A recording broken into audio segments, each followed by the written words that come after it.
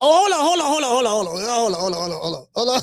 Hold on. Hey, Hey, hey, hey, hey. hey. You know, yeah, shout out to, yeah, the truest in the land, you know what I mean? Yeah, man, hey, where's everybody else? And particularly, Gray, your old ass has been summoned to the dance floor.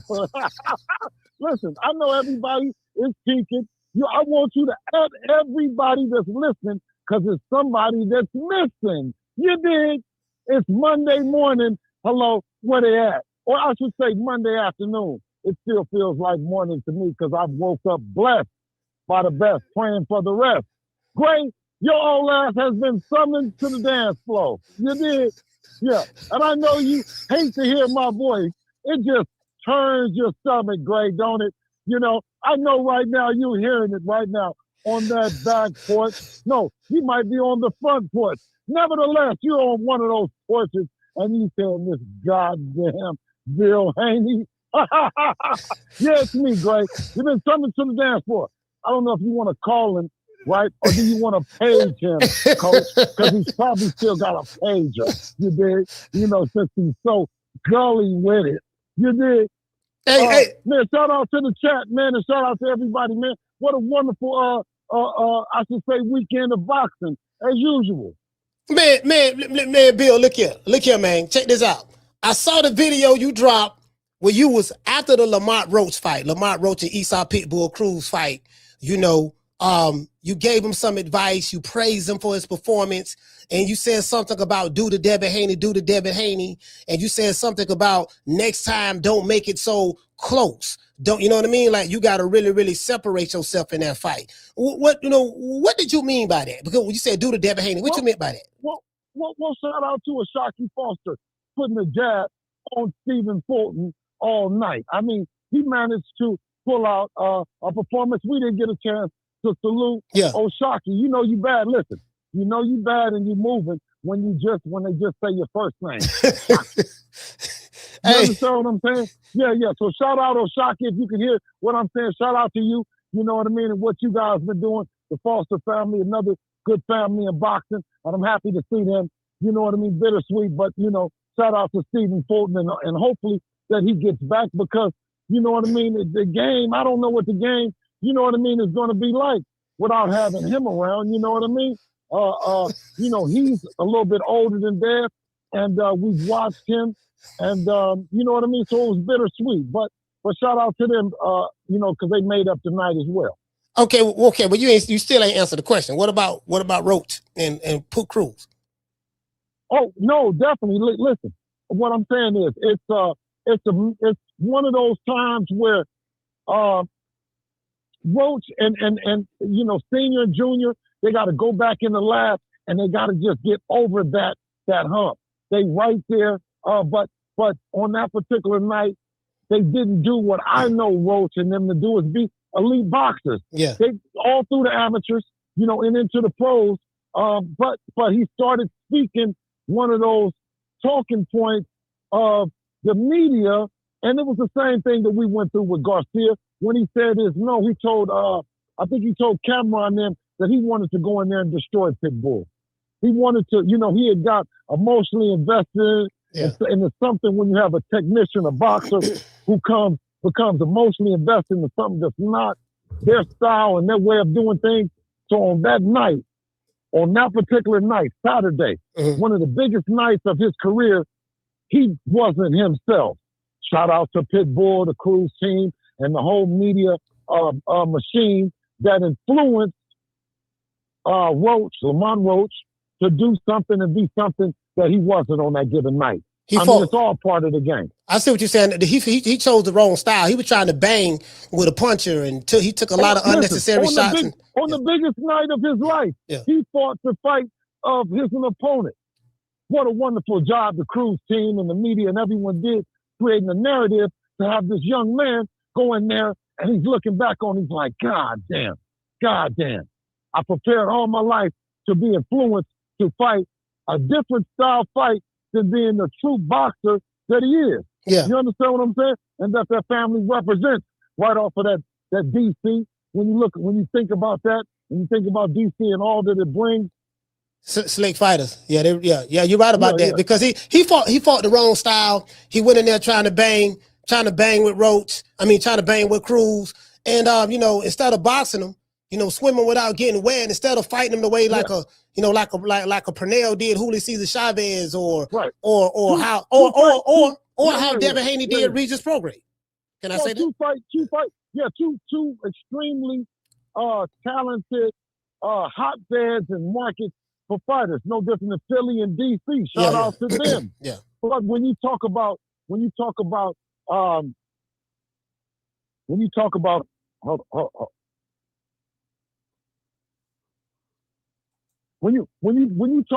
Philly and then you talk about DC, you talk about some of the purest and best boxers to ever put on a pair of gloves. Yeah. And you talk about on these particular nights with Stephen Fulton, he gets outboxed. And then you talk about Lamont Roach that leaves his boxing at home. Hey man, listen, man. If the people ain't getting what's going on right now, then guess what? They slower than Rolly and anything that Rolly is talking about. We're going to pivot to Rolly, but check it out though. He kind of did what Sugar Ray did when he fought Roberto Duran in the first fight. He got caught up in that. Coach. Watch this, Coach. It's so amazing when you come in and you give them the fight of their life. You give them the fight that they wanted, right? Right. And instead of you being considered a warrior, they say they don't even want a rematch. I said, listen. So, watch this. No. If we keep going forward, then guess what? We're a bigger fool than Old Man Thompson and his mule. You dig what I'm saying? Yeah. Old man, you know what Old Man Thompson is GOAT did. Yeah, he jumped over the fence with the fence open. You dig? Old Man Thompson. Old Man Thompson ran behind him and jumped in the river to get out the rain. You know what I'm talking about? So listen, if we keep going for this, we deserve it. We have the most athletic makeup and build, and we have the IQ, we have all of the discipline to stay at the top of the game, and we get manipulated to fight in a way that we haven't been, that we're not gifted to, right? Come on, man. I grew up on this West Coast, so I know at certain spots, you know what I mean? What the Latino blood and what Mexicans have represented is resiliency, being tough. You know what I mean? Yeah. Standing in there and taking it. And they take pride in that. Mono, eso, all these things. You know what I'm saying? Practices their whole life. Generations been built up on it. You dig what I'm saying? And now you want on this night me to tell my boy or me to influence a fighter or say, no. You go in there and you go box his ears off. You see what I'm saying? They're going to be upset. Eso. Yeah, eso. Look, Bill, so this is the thing, right? When you said I'm thinking about game plan because you came up with the perfect game plan to nullify Brian Norman. Now, I was under the impression that Brian Norman was going to stop Deebo Dev. I was under the impression that, look, Deebo ain't look the same. Brian Norman, he coming off of these knockouts, this and that, and Brian Norman, for all intents and purposes, is down south black Mexican. And he used all the talking points. He used the dress code. He used everything about it. Yeah. He used all that. He identified and all the stuff, and he got punished. The same way. Hey, look, man, I got the Deebo Dev in 5 shirt on. I got the Deebo Dev in 5. When I saw that second round, I was like, God damn, he finna knock him. Yeah. Bro, I swear to God, bro, I was like, oh my God. everything, I was clouded, right? Motherfucker, Dev got punching power. Dev got hit on the chin and took it. Dale dropped him and stood over him. Look, I was like, what the fuck? Hey, man, come on, what happened? I ain't gonna lie. Bill, what y'all did? I promise you see what's going on now. So if Norman would have went out in 2, they wouldn't have known what to do. You see what I'm saying? Because they already having problems with the 12 and missing 36 minutes. Now, if he starts cutting it short, because I call him missing 36 minutes. We got 12 rounds. We got We got 12 3-minute rounds. That's 36 minutes, yeah. We got 36 minutes to dispel all of that bullshit that a person has said about Devin. Right. You know what I mean? And listen, just like I told Rolly, I sent the message to Rolly. I said, Rolly, if Deebo catch you anywhere in that ring, you know you're in trouble. Just like I told, just like we told, I told Brian Norman too. See, so they all doing all the talking and all the stuff. You went quiet. Bill, you went quiet. Hey, listen, they were doing all the talking, but you went radio quiet. I was like, damn, man, what happened? He ran Bill off the block. Bill, you went in the lab. You went in the lab, Bill. Hello? Yeah. Listen, you got to. When the niggas start talking more shit than Papachinko, who's Lomachenko's daddy, or Robert Garcia, a 2-time trainer of the year, this nigga Brian Norman Sr. was talking unusual shit. I said, listen, I'm going to go into the lab. I'm going to take him serious. We're going to show up early. And I said, you know what? When I got there and we getting up together, I said, this nigga still ain't showing up. He must just be talking. And I said, I don't know if this nigga, I don't know, but I said, let's keep working. Y'all, let's keep working. By the time he showed up to the place, he's still talking about what he gonna do to me. I said, nigga, you have sleep. I looked at the nigga. So I said, well, let me see a little bounce. And I seen a stumble in him. I said, Dev, go see what he got. The minute that you go in there and everybody talking about he's scared. I said, Dev, as soon as he's gonna be standing right here, go see what he got. And I said, go ahead and see. I want you to take a good look. And if he don't react, then he's just like one of them German shepherds. As soon as some shit go down, right? You know how a pit bull, you know how a dog just freeze? Yeah, freeze, yeah. And just start going, right? And a pit bull scratch. Yeah. You know what I'm saying? A pit bull gonna attack. You see what I'm saying? And that's what I knew what Brian Norman was looking to do. He was looking to counter. That was my first sign with him to say, okay, you waiting for Devin to slap the shit out of you. Now your shirts have been pulled up. You done did everything. Now he like an Oakland nigga playing in your face. So see, Oakland niggas was gonna get off. I said, go give him that one, Dad.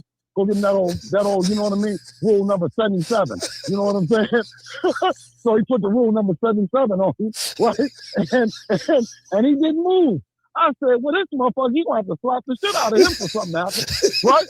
So, but I knew then when the second face off, you know what I'm saying? When Dev sat in front of him, you know what I mean? And here this motherfucker didn't do nothing again, right? I said, okay. The first round, he gonna come out and he's gonna come out hot because he got a lot of shit stored in him. You know what I'm saying? Yeah. Dev don't do nothing but just look at him. You know what I'm saying? We got 11 more rounds to go and a 12-round fight, and he ain't never been here. Yeah. So we're gonna give him the one and we're gonna look at him real good. The second round, he came out, I said, Dev, he's gonna come out hot because he's looking at the offense. He's not looking at the defense, right? And sure enough, I didn't even know his daddy was going to say, go get him, because at the same time, we were saying that, okay, now, you know what I'm saying? Yeah, walk him into it. Half step back and counter, because, you know, everything that he do, you know, he's over his feet, you know, from what we studied. So I didn't know if he was going to make an adjustment to that, but he was the same Brian Norman. Man, hey, listen, hey, Bill. So, I think the thing that got me was this.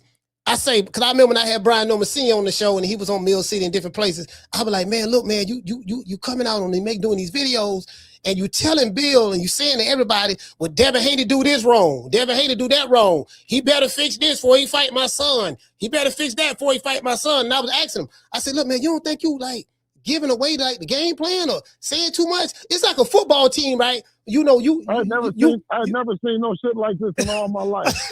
And all my times of ever doing anything in life, I've never had a nigga call me up and let me know everything that he's about to do to me. I said, shit. I said, oh shit. I think this motherfucker's a bad motherfucker. He's the biggest fool. His old man Thompson and his mule. That's all I can say.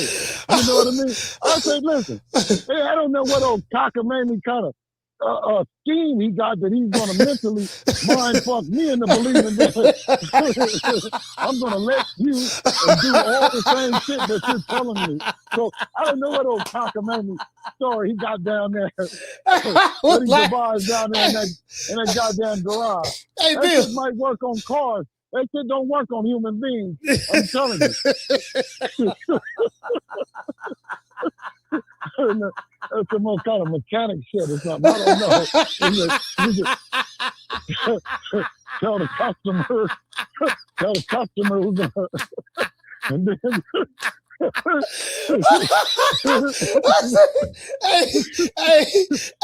so I had a we was on the show. I called. I said, man, B, man, you don't think you like giving away too much? Like you telling the man all the shit he need to work on for. I say that just like me being the head coach of the New England Patriots, right? I'm Bill Belichick. Yeah.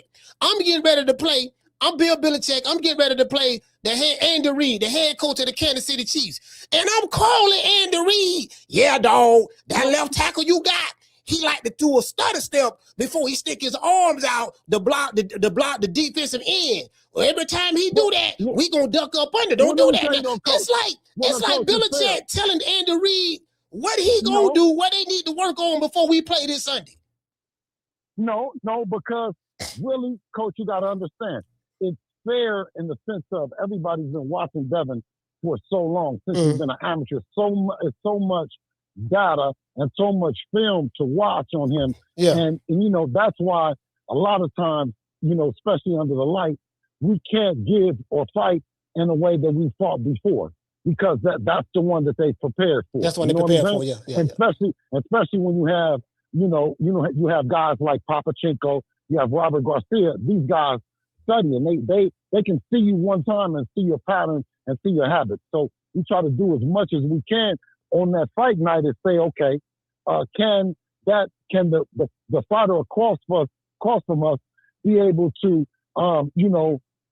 be able to see what we're doing, be able to transmit it to the trainer, for them to be able to understand it, be able to implement it on us in 36 minutes. You know what I'm saying? If they've been preparing for 2 months to do something else. You see what I mean? So that's just our kind of way of looking at it. But it's all fair because he had so much on us that every time I would tell him, or if I say something, you know what he said is, oh shit, you already do that. We already know what you're gonna do. We can't listen, ain't nothing you're gonna be able to do that we don't already know and we already ain't seen. So I said, well, guess what? Guess what? Ain't no sense in me talking no more to this motherfucker. Let me just listen. Let me just listen then. So I followed him on Instagram and then he started DMing me and shit like that and telling me shit that he's gonna do and how he's gonna do it and how I can't stop it and shit like that. Okay. Bad motherfucker. Hey, I said, man, but you know what, though, man? Hey, listen, you and Brian Norman are two of the funny, bro. I swear to God, bro, y'all made this fight. Y'all made this fight what it was. It did. You know, I'm over here promoting and, bro, like y'all listen. I fed so much off of you and Brian Norman. It was just phenomenal, phenomenal, bro. Y'all did a phenomenal job. No, listen. Shout out to all of the fighters and really outside of the promoters, the fighters, the heartbeat of the fighters sometimes are the dads, sometimes they're the cousins, sometimes they're other people. You know what I'm saying? Yeah. You know, like fucking Bernie the boxer, a nigga that clearly, you dig what I'm saying, is out of touch with what's going on, right? But to me, I feel like you have to respect the fighter and the fighter's camp. You know what I mean?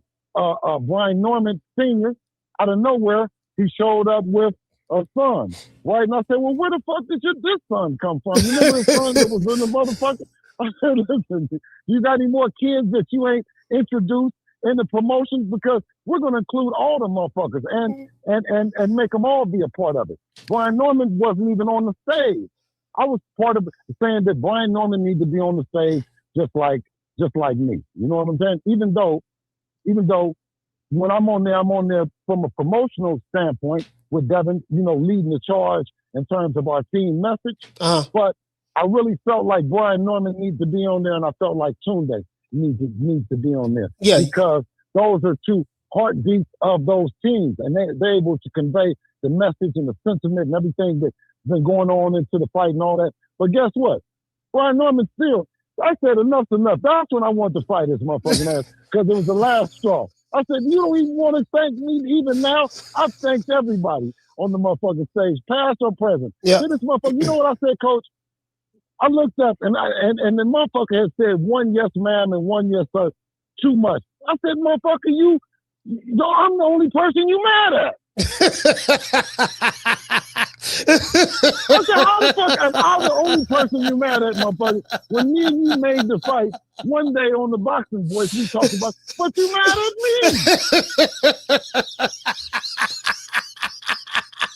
I'm the only one. I show up, I promise you, Coach. I show up with everything dressed up for him. He got a 2-division champ, youngest undisputed champ. Yeah. He's making the most money out of his life. Yeah. And I talked to you about it.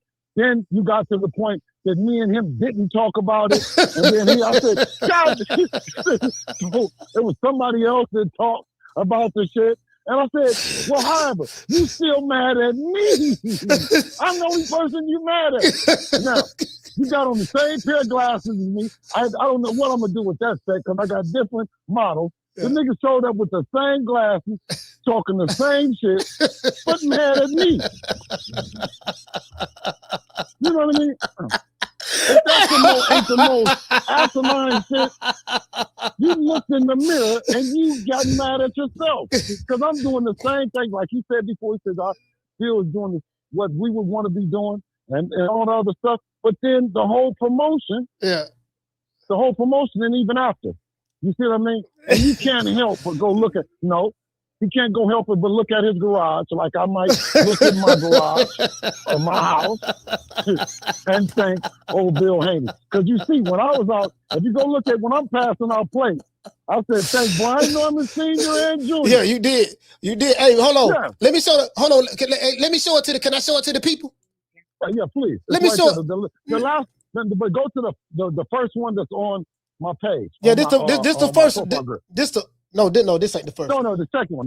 No, the second one. That's it right there. I got it. Audio without the music. Without the music in it. Yeah, no, it's cool. I got this one here. So I see you, Bill. You out there in the streets of LA on Skid Row with the people. You're feeding the poor like Jesus, like the prodigal son. You out there breaking bread with the people. I'm looking in the comment section. I saw a couple of people that was upset about you doing that. I gotta correct you because Jesus did miracles.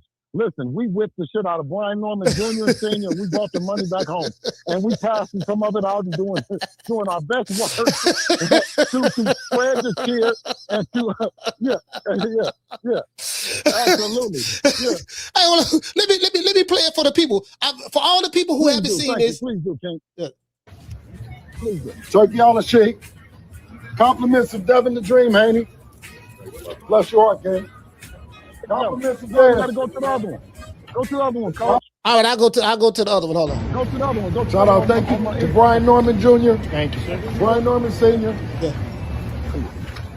Shout out to. Oh, you gave a shout out to Brian Turkey Norman Jr. And compliments of Devin the Dream Haney. Yeah. Bless your heart, Keeping King. them on the map. Compliments of Dev. Compliments of Devin Haney. And I bet nobody. Water. I bet Water. Give me water. Water. You want some water? Thank you, man. Just pizza for you. I'm gonna get you a water. Compliments of Devin the Dream Haney. Shout out, thank you to Brian Norman Jr. Thank you, sir. Brian Norman Sr. Man, so you gave thanks to Brian Norman Jr. and Sr. Even after all of that, you thought about them. What made them? What about them that touched your heart enough to mention them while you out there doing such a glorious thing, feeding the people? Hey, man, listen, man, them people been good to us. It was good promotion of history, right? They gave Devin an opportunity to become a 3-division champion. You know what I'm saying? And we gave them an opportunity to, of course, make history, make a ton of money. You know what I'm saying? And we locked in, no matter how he feels about me or what he's saying, because at the end of the day, I cannot thank Turkey without thanking the Norman family. I can't thank Thela and the Zone and all those things without thanking the Norman family and all of them, his brother and everybody that went into it, that built it up. You know what I mean? And got him ready and got him to the ring. Hey, look, hey, Bill. You see what's happening with the watch this. So you see what's happening with Romero, Rolly Romero. He don't have a joker speaking for him nowhere in the world. I don't see nobody saying that, oh, Rolly, well, you know what I mean, is about to beat Devin Haney. The team is scared. Not only just Rolly, but the whole team, organization, and everything about them. I got it right here. Listen, I got it right here. But this what I wanted to say. What I wanted to say was, I was telling people over here, I say, listen, man, Bill, Bill don't take none of this stuff personal. And a lot of, and a lot of people, like people in the people in the comment section who have such whatever vitriol for whoever they have vitriol for. I said, bro, this shit ain't none of this shit personal. Like, y'all taking it personal. Like, these dudes is playing on a higher level. You get what I'm saying? And just I say all that for me to see you mentioning the Normans, even while you out there feeding the people on Skid Row in LA, for you mentioning them, that's for the proof that you ain't taking that personal. You know what I mean? It is what it is. So I like to see that. I like to see that. You want to hear? Let's see what Rolly got to say. Now, Bill. Okay. Well, Bill's been asking for you. Here you go. Opposed to asking for Ryan, because it didn't seem like he's interested. Why didn't they call me out after I beat Ryan? Why didn't they call me out directly after they beat Norman? Why did they sit down and try to play all that humble stuff? But me and Devin are never going to fight. I want nothing to do with that fight. What did he say? Oh, hold on. He said you and Devin not going to fight. He want nothing to do with it. But then he mentions Manny Pacquiao because people are saying, well, he's trying to make the Pacquiao fight. But guess what? Hold on. Let's hear it. Like I said, way back when, I believe he should go do his rematch with Ryan. Well, then, what about Manny? I mean, that's the fight that everyone's saying that you and Manny Pacquiao, which makes perfect sense, right? I think that's Ron Goodall, right? That's his voice. Yeah. He's talking about. Hold on, pause for a second. Ron Goodall, you ought to be ashamed of yourself. You talking about somebody want to see the fight, and Pacquiao ain't even said he want to see the fight. You dig what I'm saying? You ain't even had Pacquiao say it. You know what I mean? So how you going to be talking about they want to see the fight? They're making up shit as they go along. But we can continue with the video. All right. Humongous fight in boxing. I mean, let's say it like this. Well, which makes perfect sense. With his rematch with Ryan. Well, then, what about Manny? I mean, that's the fight that everyone's saying that you and Manny Pacquiao, which makes perfect sense, right? I think it's a humongous fight in boxing. I mean, let's say it like this. Pause the video. Pause the video. All right. What about Usyk? You know what I mean? What about Devin Haney and Usyk? You know what I'm saying? Like, you can just make up names. You just make up names. Let's go back to the video. Sounds better. Me and I mean, let's say it like this. What sounds better? Me and what's a bigger fight? Manny. Okay. So. But I mean, like, we don't even know if that's still been. I mean, we don't know if that's even happening. So I don't know, man. I don't care. I go. We don't even know. We don't even know if that's even happening. Come on, man. So because people running with it online before he said this, they're making it seem like with him and Manny, this locked in. They finna fight. Rolly admitted on camera. Like we don't even know if that's going. It sounds like a guy waiting on the short bus, right? The short bus has showed up and you waiting on the shorter bus. You see what I'm saying? That's what it sounds like is happening right now. Because he's running out of narrative. He's running out of excuses, right? Deebo is on. Deebo is on him. He ain't getting away. Listen, drop the belt. Guess what? If he drops the belt and he looked back, it will be nobody behind him. You get what I'm saying? Yeah. It's only the thing is that he has that belt. He has that belt, so he's running around thinking somebody's chasing him. You fool! Drop the belt and you won't have no problem. You'll look up and you say, "Oh shit! Ooh, just drop it." You drop the joke. You come out the mall and you got to go catch the bus. And you've been at the mall all day, and you've been there a little too long. Mom and said, "Come home early." No. Hey, hold on. Here come Deebo. Come Deebo. Who? Deebo. What's up, y'all? What's up, Red? What you got on my 40, homie? Yeah, man. Gray, you've been summoned to the dance floor. Hold on, Has anybody seen On Last Gray? Hey, hold on. Let me call him and see if he'll pick up, Bill. Let's see if Gray, because Gray's been missing. Hold on, let me see if he call. Hold on. Let me see that fire, Gray. Yeah, ever since his stomach was upset on that November the 22nd, I want to check on him. Is your stomach okay, Gray? Well, sorry, the number you have dialed has calling restrictions that have prevented the completion of your call. Announcement 19. Well, sorry, the number you have dialed has calling restrictions that have prevented the completion of your call. Announcement 19. Okay, God. All right. Hey, Bill, his phone got calling restrictions on right now. Okay, listen. Somebody please at Gray and tell him I'm going to send something to get his phone cut back on. Listen, if he would have told me, I would have sent him some money. I didn't. Damn, his phone got calling restrictions. Okay, but I'm saying this. You're a good friend. Listen, you're a good friend, and friends don't like taking money for friends. So let his sworn enemy send him some money, and I know he's going to spend it fast. He's going to spend it like it ain't no tomorrow. He's going to spend it without instructions. Gray, you've been summoned to the dance floor. Hold on, let me call him back. Hold on, let me call him back one more time, man. Hold on. Let me call him back. Let me call him back one more time. Hold on. Man, we got to get Gray, man. God damn, Gray, pick the phone up, dog. Pick the phone up. Hold on.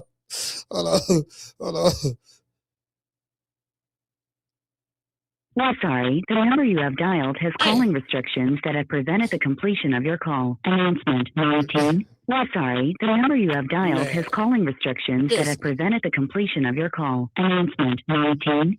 Hey, hold on. Damn. Hold on, I got to call Bill back. Man, goddamn, dog. Man, motherfucking Gray, man. Gray should have. Man, why Gray? Okay, so how do I get back to my phone? Hold on, what the? My phone did a. Bill. No, Gray ain't getting away that easy. I'll tell you one thing. You let the chat and everybody know you at Gray and you tell him we going to set up a time. It's me and Gray on True Media Sports, and we going to get down to the bottom of it. If he got the stomach for it. Do you hear me, Gray? Hey, he gonna hit it. He gonna hit his replay. He gonna hit his replay. Hey, Bill. So it appears I'm listening to what Eddie Hearn is saying about Deebo Dev, saying that people don't want to watch him. He boring, this and that. I'm hearing what Rolly is saying now and this and that. It appears this is from what I'm hearing from people I'm talking to. And then Eddie said something without Turk al-Sheikh, Devin won't be able to sell this and sell that. Where is all of this vitriol coming from Eddie Hearn about Devin Haney? Man, listen, that doesn't count around here. You know what I'm saying? Let Eddie talk the shit that he's talking. Deebo Dev is looking for. Matter of fact, I think he might have a champion that got a belt. I think, but right now, the IBF belt. Stay focused. Yeah, let's stay focused though. Right now, we got the guy. You know what I mean? The guy with the ugly, awkward style. You know what I mean? With the irritating lisp. You dig? And if he drops the belt and goes the other direction, nobody will be following him.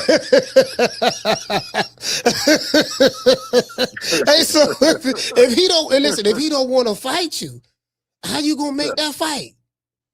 No, I mean, one thing about Deebo is before the chain got taken, you embarrassed. You got to say all kind of crazy shit. You got to talk shit, and they're still gonna pull up. So, I mean, he was in San Antonio, but Devin was in Italy then. You know what I mean? So, right. I mean, listen, he hasn't fought since New York. We just fought, so we got time. So if you want to keep playing these games, you know what I'm saying? Running around with the belt, hiding and all the shit. It's gonna be what it's gonna be. Hey, but listen, man. You don't think it appears that the PBC? I mean, you got to deal with. Okay, you got to deal with Al with Rolly. Does Al Heyman is he over there with the PBC, right? Look, the fighters call the shot. If you're a champion and you ain't calling a shot, then you know what I mean. You just a belt holder. You know what I mean? Champions call shots. Champions fight other champions. If you're a belt holder, then like I said, and you don't want the smoke and it's too hot for you, drop the belt and go the other direction. That's all. Hey, I promise you. You think so? He's saying that Ron Goodall brought up Manny Pacquiao and all this stuff there, and Manny Pacquiao be a bigger fight. And I'm like, they thinking about the old Pacquiao. They think about when Pacquiao when Floyd was boxing. This version of Manny Pacquiao ain't a draw. Listen, I'm heard about the numbers. Manny Pacquiao has earned a legend versus legend fight with Floyd. Let them do legends versus legends. You know what I mean? Yeah. I'll support it. You know what I mean? But right now, right, let the legends, until one of the legends come out and say that that's what they're going to do, then we still fighting to become the legends in the sport, unless you've gotten lost in the sauce. You know what I'm saying, Mr. Romero? Bill, I call you a visionary because you was the one that planted the words of wisdom or planted the seed into Terrence Crawford's ear to get him to think about accomplishing what he's accomplishing by beating Canelo. There's a lot of people that are upset with you about that. It appears that y'all keep winning. Deebo Dev, he bounced back from last year, and then now on the big stage we saw what he did to Brian Norman, and now it seemed like Devin Haney is his confidence or whatever you may call it. It's like he's coming back from a popularity standpoint or whatever, but you still have people who don't like Dev. What say you about that? It seems are they trying to stop y'all from getting big fights after this Norman fight? Well, I went on a campaign. I asked everyone for some months at a time, right? I just kept asking, who's your favorite fighter? Who's your favorite fighter? So we wouldn't have any problem when Deebo pulls up. We knew we got him. You know what I'm saying? So, I mean, all they got to do is if they listen, they can call in. Because, you know what I mean? What a blessing it is for a coach, a manager, a father to go, on a podcast and not get no smoke. You know what I'm saying? That thing's supposed to be, that phone's supposed to be ringing like a hotline. You know what I'm saying? I mean, and I'm talking about a 3-division champion, undisputed champion, a fighter that's globally known, you know what I'm saying? And that has all the descriptives that make you want to go and knock him off. What better place could these other fighters be in, if not Devin putting them in a potential winning position? So when do you plan on when do you coach? Well, listen. If I planned that Devin was knocking everybody out, how would you get the fight then? Right? Because everybody don't want to fight him because they're knocking him out. Right. They're describing him in all the descriptives that say they should be beating down the door and they should be in line to do it. You know what I'm saying? No, I totally get exactly what you're saying, but it appears to be the total opposite of what's going on. It doesn't seem like no one is beating. It's the same talking points. It's the same talking points that you hear with Floyd. Take anybody and suddenly says, what did they say about Floyd? They're going to say that he's boring. Yeah. They're going to say brittle hands. They're going to say he's not a draw. He don't put asses in the seat. That's what they said about Pretty Boy, and that's what they're saying about Deebo. So you taking this? Hey, hold on. Where my main man at? My man, I don't know his name. I called him there at the wino, but I ain't know his name. But he say Deebo Dev for the not Brian Norman out. Where he at? Yeah. That's our guy. You know what I'm saying? That's Daryl Flanagan. You know what I'm saying? He funny, bro. He's a real heartbeat of the team, and those are the kind of members that you have. And he told him. He said it. He said he's going to stand over. He's going to stand over. He said it, bro. He said he's going to stand over him, and that's what he did. You know what I mean? So, and I remember Brian Norman saying something about that guy's on wine, and see, what you need to, whatever he's drinking, that's what you need to pass out to your team at the next fight. You dig what I'm saying? Talking about my guy. Shout out to Daryl. He probably listening. Hey. You know what I'm saying? But he's been there with us since the beginning. I think I talked to you off the record about that. Yeah. You always want to have somebody on your team. I saw like that. Listen, in the video, there's a video where Dev is talking to Floyd, and Floyd telling him about when the dude had more experience than him, and he tried to corner him. When he tried to corner him, he tied him up. You were standing right there. You had a guy standing right next to you, but I saw Daryl. He's in that video. Oh man, this this you know what I mean. This the core of the team. You know what I mean has remained the same, man, and we keep the same mission. You know what I mean to Devin. You know to be on Mount Rushmore boxing. Is it safe to say, because after I looked at the fight and everything, I said, man, Bill like Quincy Jones. He kind of like the dude who put it all together. You know, he's the producer. You know, he's bringing all the parts together. Like I heard Quincy Jones say this.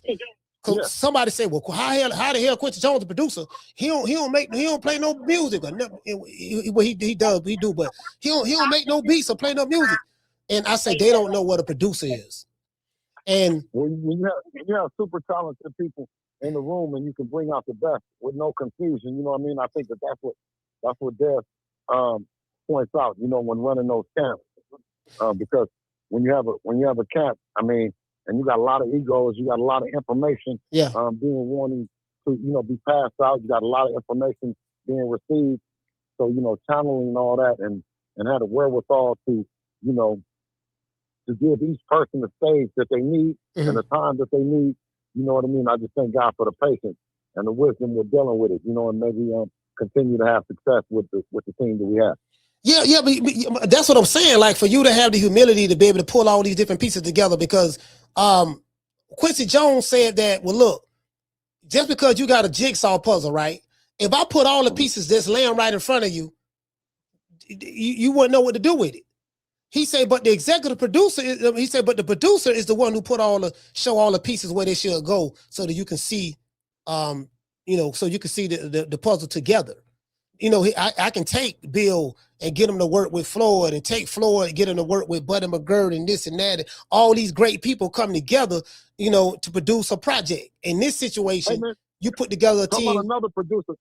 Shout out to MC, you know what I mean, and a lot of people don't know MC, but when you think of Frank Martin and you think about that hell of a knockout, the addition of Buddy McGirt, world-class, world-famous fighter and trainer, a man that knows the business of boxing. Yeah, that's great addition right there from another, you know, good manager in the business. You know what I mean? Is what this thing is all about.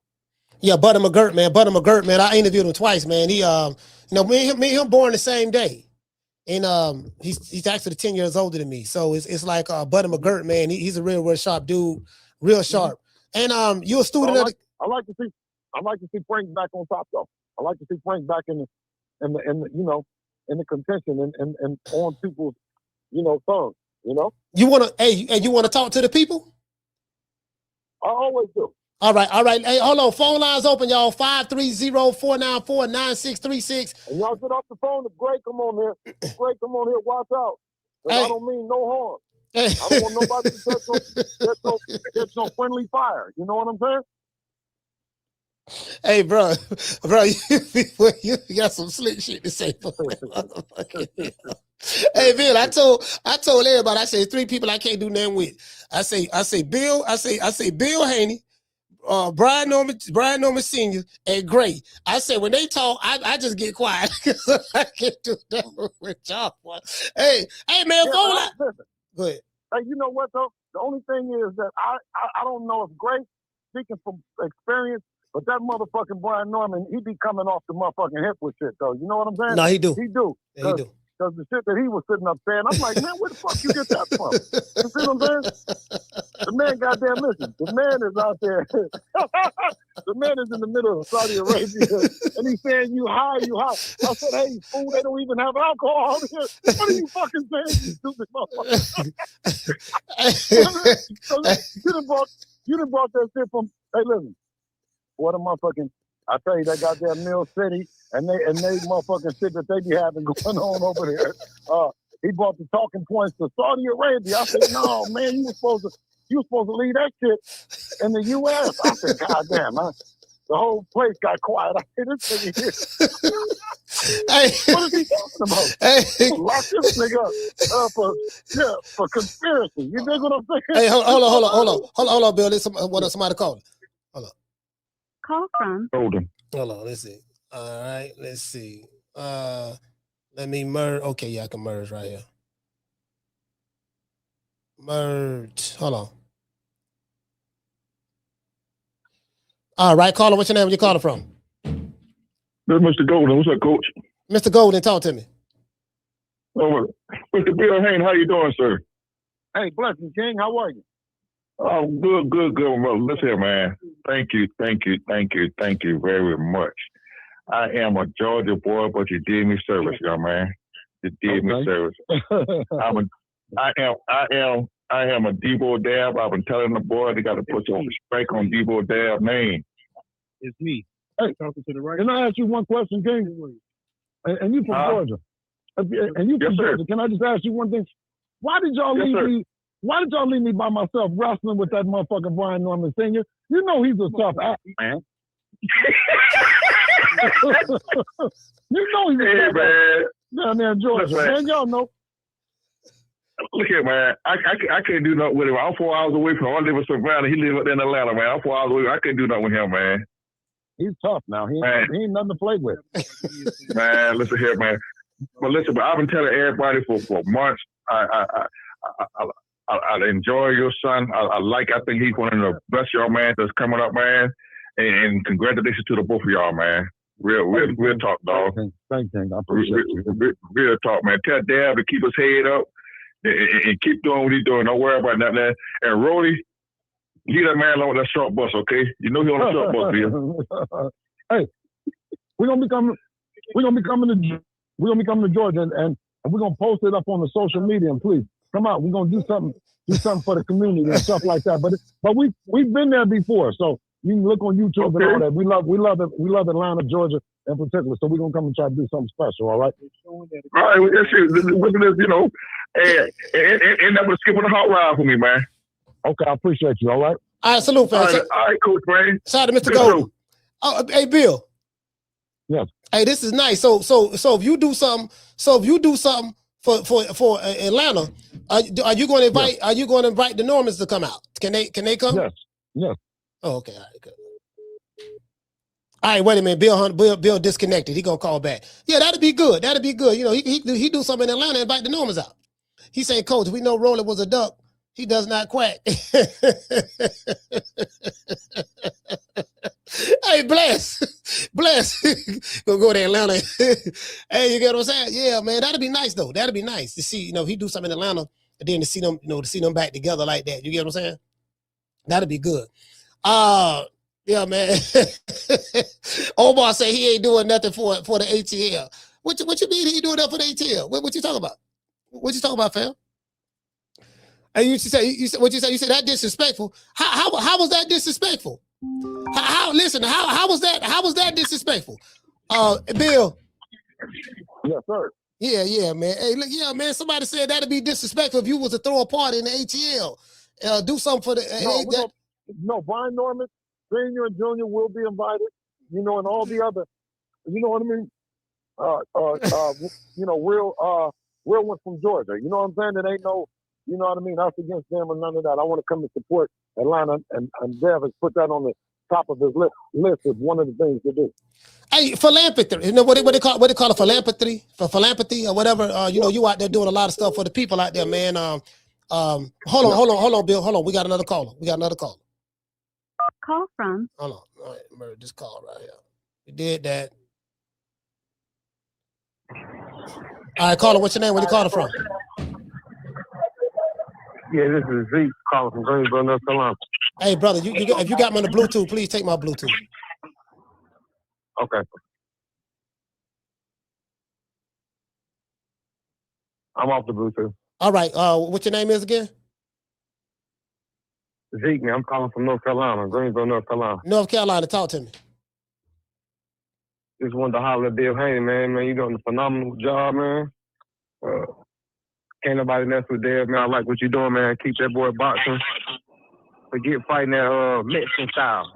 That ain't his style. I like what you're doing with him, man. Putting that team together.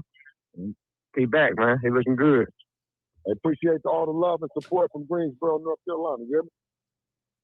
Yes, sir. I've been watching him since he was a younger man. I like what you're doing with him. Appreciate you, King. I thank you. All right, salute, brother. Shout out to Zeke, man. Shout out to Zeke. Let's get a round of applause, man. Bill Haney, man, talking to the people, man. Bill, man, you talking to the people. You in the streets feeding the people. You like the modern day Don King. Hey, listen, I do it for you. I do it for you. I do it for the people. But I couldn't do it without having a phenomenally talented, extremely dedicated fighter in Devin Haney. You know what I mean? A remarkable son, family man. You know, and it just work don't feel like work, coach. It don't feel like you know what I mean? There's no clock to punch on and punch off. It's fortunately for me, you know what I mean? My business is in a sport that I love. You know what I mean? Yeah. Love and respect. You know what I mean? So there's never no amount of hours that goes into my passion. You know what I mean? Hey, you know what? I know you come from the music business as well. What are some of the similarities between the music business and boxing, if there are any? They don't have a lot of smart niggas in it. You see what I'm saying? If it was more saturated with more brothers, you know what I mean? It would be even more money, and it would be even more opportunities for the community. Unfortunately, you know, it's only me and a very few, you know what I mean, good and distinguished men that have the mental fortitude and, you know, the resilience to stay in the business. You know what I mean? I just wish that it was more people that looked like me, more fathers, more, you know, brothers in the community. You know what I mean? More real niggas, just more alike. You know what I'm saying? More guys that resemble me and my background in this business. Oh, I gotta tell you this. I spoke to Coach Bernard Hackett. He say, look here, man. He say, man, throw a dog a bone, man. He'll love to have an opportunity. You know, if Dev one day was to look at Jaleel and maybe want to give him a shot or something. Right, look.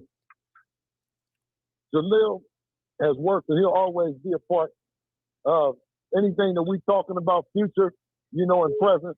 Him and his dad continue to work, and he continue to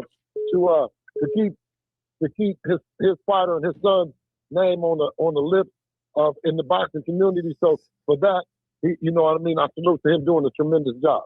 All right, well, it's okay. We got a super chat. Guess what? And we're not gonna overlook it. You know what I mean? Put him on the list, and we look at it. You know what I mean? We don't.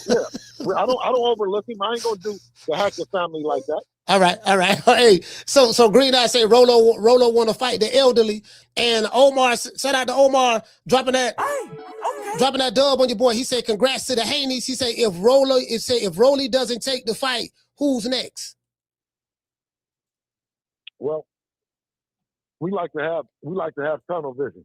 We like to look at something and say that, you know, Dev said that's what he wants. You know what I mean? And until you know, and he's in Italy right now. So until he tells me, nah, I don't, you know what I mean? I'm looking at something else.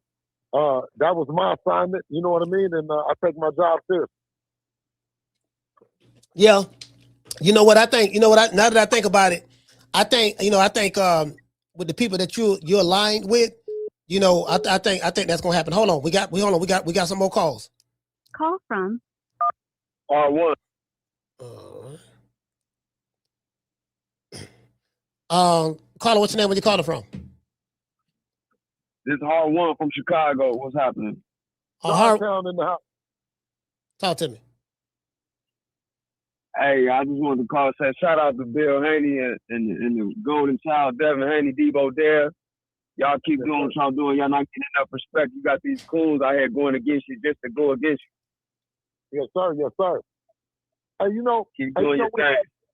You know, we had Dirk and King Von when we were on Showbox before Devin even had a belt. Bill Dirt and King Von came out and showed us some love. You know what I'm saying? So, and that's just one of the things that, you know, we love about Chicago. But the realness, man, you know, we gonna always respect. And Chicago is almost like a second home to us. For sure, man. Hey, BFTB, my home. That's my buddy. That's my boy right there. So he always shouting you out. Hey, no, shout out to BFTB, covering it like grandma's blanket. Oh, yeah. I'll holler at you. Peace. All right, salute, fam. Shout out to doggone Hard One, man. Salute to you, fam. Shot Town, stand up. So Bill, you out there doing a lot of stuff, man. You know, again, you kind of surprised me. I thought you was really going to go in your bag, you know, after the fight, the Norman fight, but you didn't. You kind of kept it reserved. You kept everything cool. You showed it was nothing personal, and it was just another day in the office for y'all.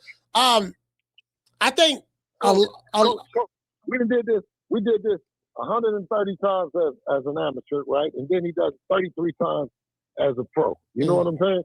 Like, they come They come clawing, scratching. We gotta get them. First, we gotta pull them and get them in there. You know what I'm saying? A whole lot of DMs and calls and call outs. You know what I'm saying?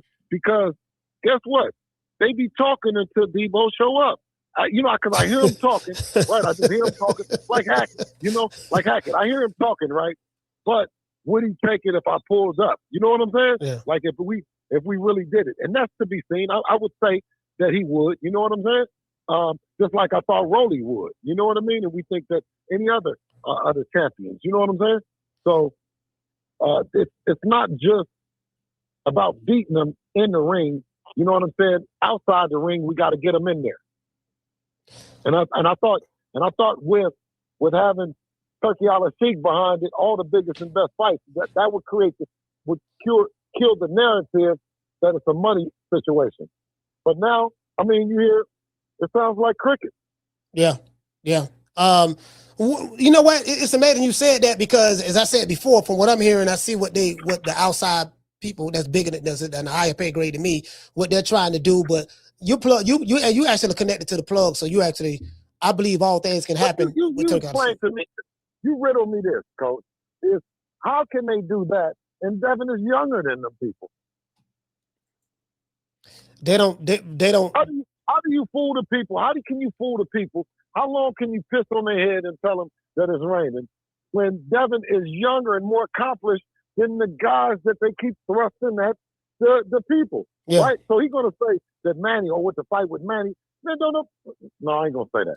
But what I'm saying is you won't continue to do that and be able to do that when Devin is younger than the guys. We fought all the old guys. Now he done Deebo the young guys. Yeah, they don't. What it is they don't like the style of the fight. Like it's the same thing what Eddie Hearn said. He said, "Man, fighting Devin Haney is gonna be a tough out. I don't want Conor to fight him." Something he was saying of that sort. They know, like all jokes aside, they know. This is a tough out. And I think the Brian Norman fight scared him. I think the Brian Norman fight scared him. No, but then they're not doing it for the people because it's people that get up every day to go do the job. You know what I mean? Tough jobs are far less than what these fighters do it. Right. You know what I mean? Just make you scared. Don't say that you have an opportunity for the million and now, Rolly. You don't want any risk. Yeah, you don't want any risk. No, Rolly don't want that fight. Rolly don't want that fight because he understands that he can't win. Like in his mind, he can't win. Deebo is going to be very disciplined in that fight. I know you dropped the video of him giving him that work and sparring. And I don't know. Hey, when was that sparring footage with Rolly and Dev? Man, I don't know. It's in the graveyard with all them other people. You know what I'm saying? All I do is I just type in the road and then it just pops up. You know what I'm saying? Yeah. There's so much. Everybody knows, man. Everybody knows. There's not at this point in time, right? The kid that's gonna be not give Dev no hassle, that's going to say he want to fight him, that, you know what I mean, that's going to stand on business, he hasn't been born yet. But as soon as he is, I'm telling you, he's going to show up. What's the biggest misconception about Deebo Devin Haney? Guys like him are born every 25 years, man. They're born every, century, that kind of fighter. If he has the fighting style that he could have fought in any era, because that's what it was all about. It was about getting in there with those punchers, getting in there with those guys, and being able to go 15 rounds. That's what I'm saying. When Devin is in there, it's only getting worse for the other guy. It's only getting worse for him. They lucky he stopped it at 12. What's the biggest misconception about Devin? I believe that he can't punch. Yeah, I think he dispelled that. I'm saying this. Well, now listen. If you got so if he hurt him with a hook, he hurt Brian Norman with a hook. He hurt Ryan Garcia with a hook. Mm-hmm. He dropped him with a right hand, and he got the best jab in the business, right? So that tend to say that he's one of if the not the most complete fighters in the business, because not only can he hurt you, but he can handicap you. He can speed the game up or he can slow the game down. So the biggest misconception is that Devin can't punch. Yeah, that's what they. But really, right? The fighters and the media drive the message that he can't. When really the thing that they know most is what Eddie said is he the most difficult fighter to figure out because we fought so many different ways, and that itself can be intimidating. What is the biggest misconception about you?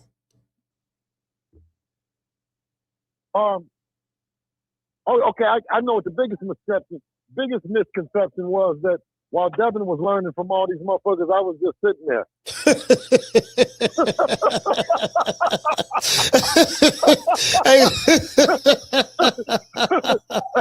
hey, I'm pretty fast with this shit, man. I'm telling you, I'm so glad they will think we rehearsed this shit now, man. Hey, hold on, Bill. Hey, listen, wait. This is why we did the callers because after I leave, they flood the things of why you didn't answer this, why you didn't answer that. They say, motherfucker, why you don't answer when he come on here? Caller, next caller. Come on now, cause hold on. I got hold on, Bill. The call ended. Hey, caller, call back. Somebody called in. Yeah. Look, somebody they gonna call back. Call back. Bill say Bill. So they thought you were just sitting there like Diddy, or well not like Diddy, but you were just sitting there all in the video. Like somebody other, you know what? I don't know who it was sitting there like somebody other than Bill Haney. That's what hey, listen, they wanted me to pay for it, pay them, and sit there and don't remember. Shit.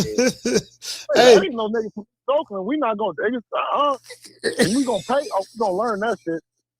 Hey, look here. How much you say? Look. How much did you say? Well, listen. How much did you say, Senior? How much did you say, Roger? How much did you say, Roy? How much did you say, Virgil Hunter? How much did you say, Eddie Mustafa? Yeah. How much did you say, Billy Giles? Yeah. How much? Okay. All right. Cool. Hold on. We got a call.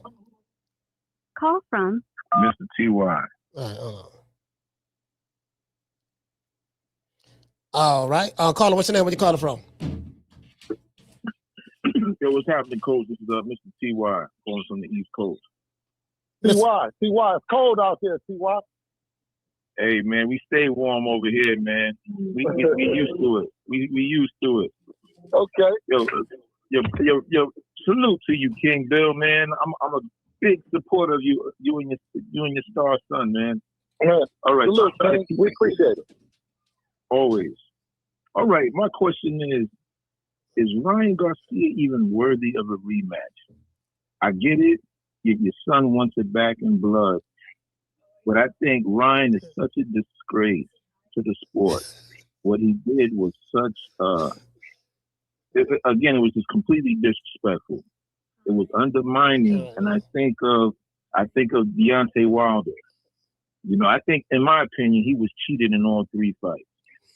And I just think the tactics only got worse. I don't think he is trustworthy. I know your son will demolish him. This is why he got a split decision after all the push downs and so-called knockdowns. But I think he's a coward. I think, in my opinion, I would let him starve or really make him wait and earn his way up. He's ranked 20 right now. You know, so he's looking at, I think his privileges are running out. You know, in my opinion, I just don't think he's worthy of a rematch. And, I agree so much. I really want to do. No, I agree so much in the sense of that. Let him work. I mean, he got Mario Barrio. You know, so let's let him do what he's gonna do. Let him promote it. Let him do everything that he's gonna do, and let's see. You know what I mean?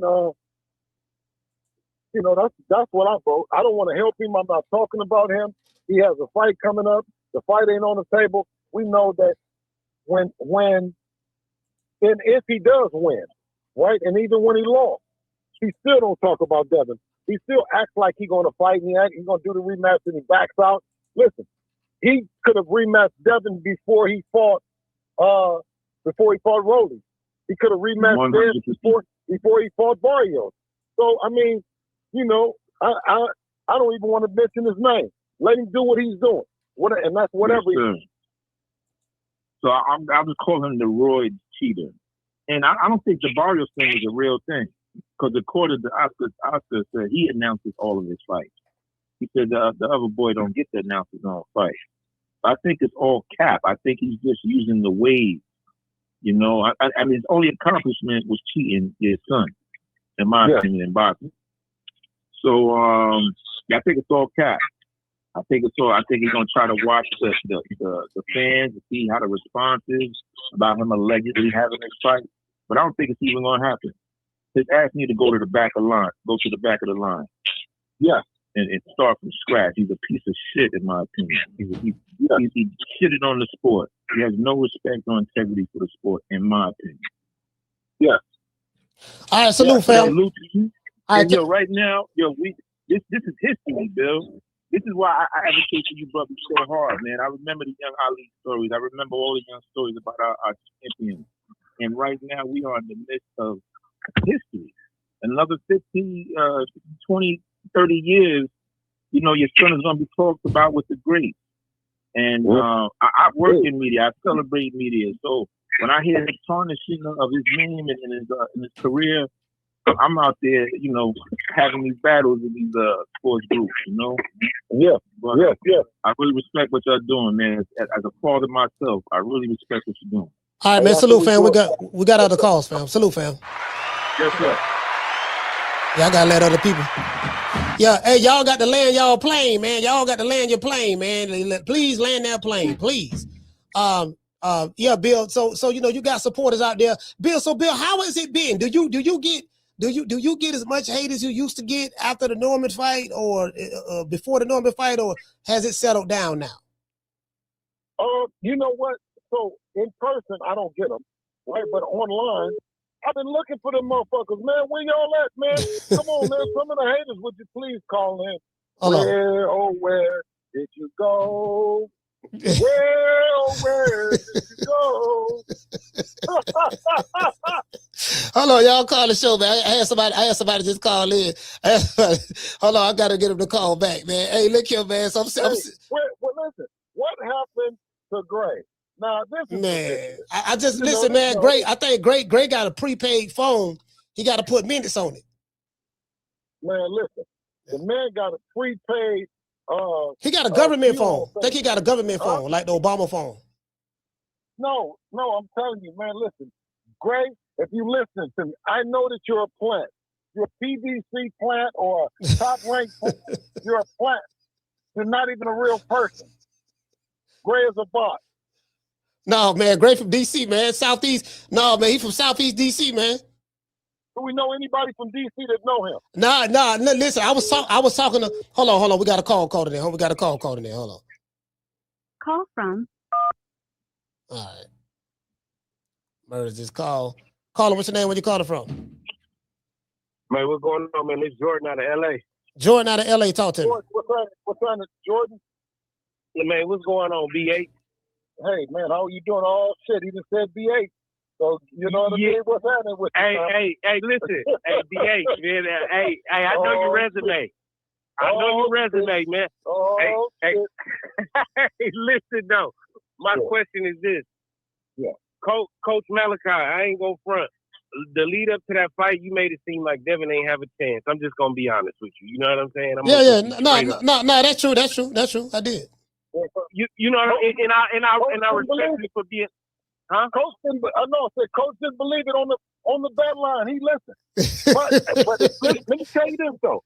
I stopped calling him. I didn't want to convince him. Brian Norman kept working on Coach. By the time the fight happened, I think this nigga Brian Norman got Coach wrapped around his Hey, that's what I'm calling about. That's what I'm calling about. You hear me? Yeah. Well, I tapped out. I ain't gonna lie. Hey, you gotta be fair with Coach. I tapped out. If he seen that was the thing, but I couldn't take no more. Hey, listen. That's what I'm calling about because Brian Norman Sr. had him so convinced, and I respect Coach for being transparent and admitting he was wrong. You feel me? Hey, that's why I told Dev, as soon as you get in front of him, give this nigga every fake, and everything. See what this nigga got, because listen, if he got something, he ain't gonna be able to help but let it go. What talking cash shit? Pay for the fine later. Listen, pay for the fine later, right? You know, you're a California nigga, right? You don't quit. Like, you ain't gonna let no nigga just, you know what I mean? Right? You from LA, right? A nigga in front of your face, you start doing that, you don't naturally, accidentally swing, right? I said, oh no, he waits for Dev to slap the shit out of him. Hey, I said, I told you, don't get the fine, because you know what he did with Lomachenko. So I know, I said, listen, if they know about Dev, then they know he might get, this motherfucker he didn't move. He sat there, he didn't think he was going to push him, hit him, he wasn't ready, he was just sitting there. And everybody else said, we scared. I said, ain't this a bitch? I said, they almost scared. I said, we're going to cook him.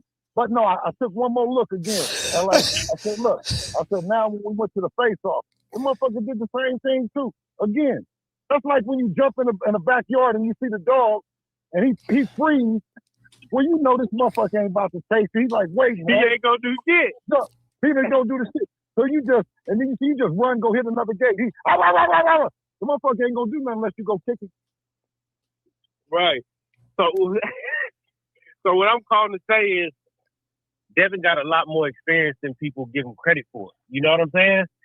A lot more experience. And, you know, they try to make it seem like he take the easy fights and all this and that and the third, but he don't turn nothing down. That's what people got to realize. You know what I'm saying? He not turning nothing down. You know what I mean? And I feel like it was, I feel like he did his job and proved himself, you know what I mean, with Brian Norman. Brian Norman, like you say, he a down south Mexican. You feel me? That's really. We do it for the town. We do it for the city. We do it for the land. And guess what? When you come outside, all them niggas look the same. You know what I'm saying? All them niggas look a different style, a little bit here, a different style. Give us any of their names and give us 8 weeks and we ready. And I love that, man. Hey, listen, shout out Coach, shout out BA. Hey, shout out Dev, and also shout out Lil, too, man. Shout out my boy Lil. You feel what I'm saying? You know what's going on, BA. Come on. Hey, caller, I look forward to when you see me, tap me on the shoulder and remind me. You dig what I'm saying, that we had this talk. All right? Most definitely will. All right, now. All right, shout out to Jordan, man. LA, stand up, man. Hey, look here. Hey, he say, yeah, man. You were talking like Dev ain't have a chance. Hey, look, nigga Brian Norman. Hey, the nigga Brian Norman talking so much shit. He say, I'm overconfident. I'm exuding with confidence. hey, listen. Every motherfucking bookie in the world is mad at Brian Norman.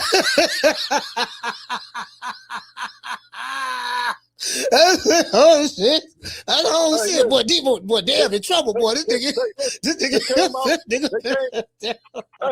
came out with the odds, right? They came out with the odds, and Tim Bradley did a thing. He said, "Well, Devin did the odds on favor." This nigga Brian Norman Sr. went online and said impossible, and the motherfucking odds went. His son was the favorite. I said, this motherfucker talking up the storm, man. I said, I'm not gonna go have no tug of war with this nigga over the odds of the fight. You know what I'm saying? I tried to get back the other way. He swings it back that way. You know what I mean? I let him go. I told all my friends.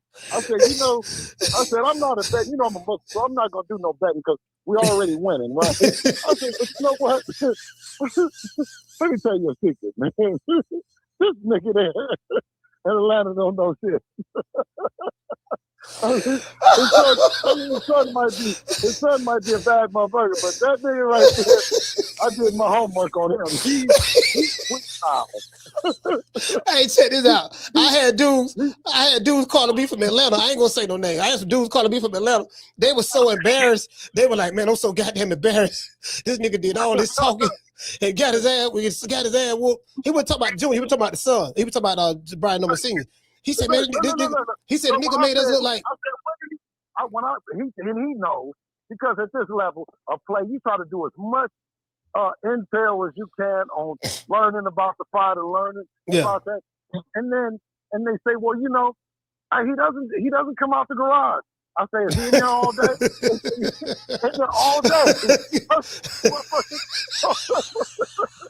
That's why I told him he had the strategy right out the garage, because he just was right there. So Brian Norman was out walking and you know what I mean, and reading books and shit, and he was in the garage. I knew exactly where they was at. I said, these motherfuckers have no earthly respect of us.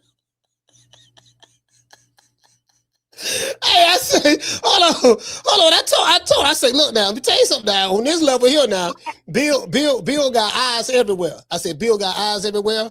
More than likely, he know exactly what y'all got going on. I'm telling you, I promise you, if you talk to Brian Norman Sr., he'll tell you. I say, Bill know everything now. I'm telling you. Well, the shit that I was looking for, he called me and told me I was right on point. That's why I couldn't believe it. I said, is this some kind of trap or something? Right? I said, is this kind of trap or something? I still want to talk to him. But if you ever get him on the phone, ask him. But that is trap. He was setting Bill up, because to this day, he still can't believe it. And then, hey, listen. So I had bought the fight. I bought the fight. We went live, right? And then but I think I went live earlier. I went live earlier that day, right? And people in the chat was telling me, they say, man, they say Brian Norman Sr. on he on YouTube. He live right now on Mill City. I say he live the day of the fight. I was like, no, hell no. I said, that man ain't live. Hell, I don't believe that. I thought people was in the chat was bullshitting. But then I looked and I saw he was live the day of the fight. I said, okay, damn, you know, can you that nigga was still working on that motherfucking point spread. I mean, that motherfucking line. That line. He was still convinced the people. Because ain't no sense in selling no tickets. You don't need to sell no seats. Yeah. Because Turkey is all VIP, you know? Yeah. So it was always more opportunity to dig down and focus on the guy that he said that they are. You know what I'm saying? And once a person says who they are, you know, you're supposed to believe them. You know what I'm saying? Yeah. So basically, once he convinced you that he this bad, that his son is this bad motherfucker, and shout out, and he is. Brian Norman Jr. is a bad motherfucker. He is. You know what I mean? But once his son convinced you that he's this bad motherfucker, and the way he was talking, are you saying that a lot of the stuff that he said that made you hone in even more on this particular fight, or no? Well, yeah, I did, obviously, because you know you could see in my whole mannerisms in terms of preparing for the fight. It wasn't no bunch of arguing with him. Yeah. It was, you know what I'm saying? Okay, matter of fact, then we'll see you in. I told him I'll see you out here. I see you in Saudi, right? Because then they were saying that we weren't gonna fight. We were gonna find a way to get out of it and all the other stuff. So instead of, you know, going back and forth with them, we just went out early. We went out there early and called them and said, hey, you know, we here. Hey, Bill, is there any truth to you wanting to get the gloves, the fight gloves, raised to a higher limit? Raised to a higher limit? Yeah, like was there any truth? Okay, y'all had a championship fight with Brian Norman in 8-ounce gloves. If the gloves would have been any bigger, it would have been even harder for him to motherfucking miss. We don't need no gloves up higher. You can't go take his belt. You can't take his belt and tell him what kind of gloves he was gonna take. You know what I'm saying? He came out after us. He had all the perks. He had all the perks of a champion. You know what I'm saying? Hey, listen, check this out. Hey, so is Tank with Deebo Dev right now? Oh, absolutely. They're together somewhere. Oh, okay, all right. So why Deebo? So Deebo, why his security guard? Where is he from? I heard he from Georgia. Okay, so right now there's no money on the line, right? So chances is if you step to them, all of them are going to fight you back right now, right? I'm telling you, I'm warning you guys. Just don't step to them right now because they're going to fight back. There's no money on the line. The only way the dad I can keep you separated is if we agree that it's going to be some money. Other than that, shit. I can't convince them people to let y'all sit up and disrespect them, and then you can do whatever you want to do, and you put the motherfucking, part-time mechanic hands all in Devin's chest and all this other kind of shit. You know what I mean? Hey, Bill, so when I remember I interviewed you in Miami, you were talking to me about the tools that Dev had in the warehouse. And I'm going to tell you, in a fight on the street, I'm going to tell you, use your feet and elbows and everything else. Protect the hands. We don't want to just tear the hands up out in public. You know what I'm saying? Not wrapped up. Hey. But he's a man. He's a man, and you're not going to just he's putting your fingers all in his chest and all that shit like that. Hey, we standing on it. Hey, is it safe to say he pulled out the tools? Because absolutely. He got more tools than Home Depot. He's gonna pull out the shit for the job. You dig what I'm saying? Right. And Brian Norman, listen. And Brian Norman Sr., he's talking about he's a fighter and this and that, the background. When Dev, we sent his son back over there, the first thing he says, "Oh, God damn, give me a towel." He was all fucked up. Now, when my son came back 3 different times and then dropped and then got up and all that, we know that it's a part of the game. He is a warrior in our family. And he came back and we respected. This nigga came back and he couldn't believe what he saw. I mean, what did you think was nigga? He sent the man, go get it. And then he came back, oh God, what the fuck? Oh, you talking about the instructions that senior gave New Junior? Yeah, you don't see when he came back into the corner when they had the corner thing and they seen him talking to him. He looked at his face and he acted like he said he couldn't believe what he said. Oh shit, what the fuck? Nigga. The jab, the up jab. He was up there. Up jab, yeah, you can't see. And it's cutting your face up, man. he said, go get him. The nigga, what he said, somebody told me. No, but I'm saying is the H is coming lightning fast. And they talking about what you want, something smaller than that? No. They say they want, I'm hearing that y'all wanted bigger gloves. Y'all wanted 10-ounce gloves. What, so they can see it better or something like that? I mean, that would have helped him. So they damn so couldn't see the A's. So I don't know what they talking about the gloves, man. They want to start a glove gate, I guess. You know what I mean? They want to start a glove gate.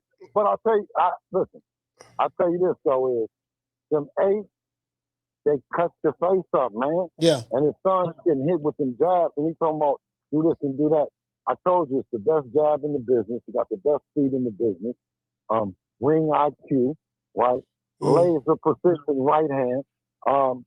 He got the whole package, man.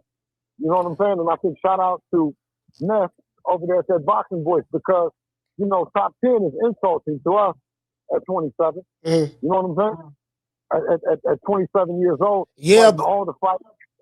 Fighting all the fights. Listen, they had they had sides of the street before Devin Haney. He stopped the sides of the street. He stopped the franchise belt. He stopped any of those narratives that a motherfucker could associate with not seeing the best fights happen. Right? You even had guys like in his own division and around his list said that they're motivated. It's guys on a pound for pound list that they're motivated to take chances because of Devin. If you don't crown him and put him at number 1, I mean, they said -0. Leave the list there and put Devin way at the top. He did, because what he done for this generation. You go back and you look at Floyd at 27 and look at what Devin done and look at what he done. Now, you talk about doing that without a major promoter other than yourself, because we're all promoters. Every person is a promoter, right? So you promote a fight party or you promote an arena, but they're all promoters, and everyone does, it deserves their respect pushing the sport forward. You know what I mean? Yeah. I don't just show up as a promoter with Devin Haney Promotion. I show up as a fight fan and part of the community that want to see the fight. I work for DHP, but at the same time, I'm part of what everybody. I'm part of the heartbeat of boxing. You see what I'm saying? Yeah. And these guys showing up like they holier than thou or like they bigger than thee. You dig what I'm saying? When they're no bigger than me, man. No bigger than you.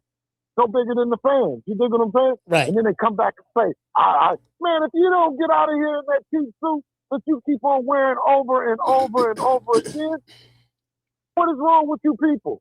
That shit don't work no more. I can come over here on True Media Sports and wear your ass out for 24 hours straight. And the shit will be in syndication. Why don't they get the memo that old shit ain't gonna work, man? I don't care how much money you got. Yeah, a fool and his money soon shall part. We've been in this business when there was a lot of people that came into it, networks and everything that been out of business. So while they've been talking about going out of business, I think, did you mention we was here when they went out of business? Yeah, I mean, as a matter of fact, this ain't the first company, ain't first network, ain't the first side of the street. Devin been there through it all.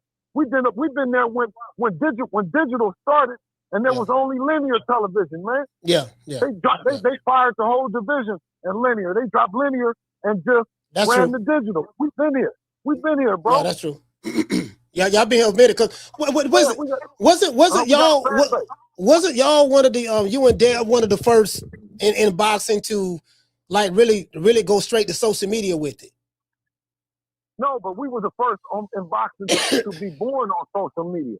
No, that's what I'm saying. That's what I'm saying. I'm not saying you're the first ones that started it, but yeah. Right, no, we were born and we were born and bred on social media while others were looking to, they were lounging, having fun on social media, and then they were given the responsibility to the companies and the promoters to promote them on linear television, as if linear television was going to be the breakout thing. Yeah. Promoters said, listen, sign with me. I'm going to get you on linear television that they control, that they monetize.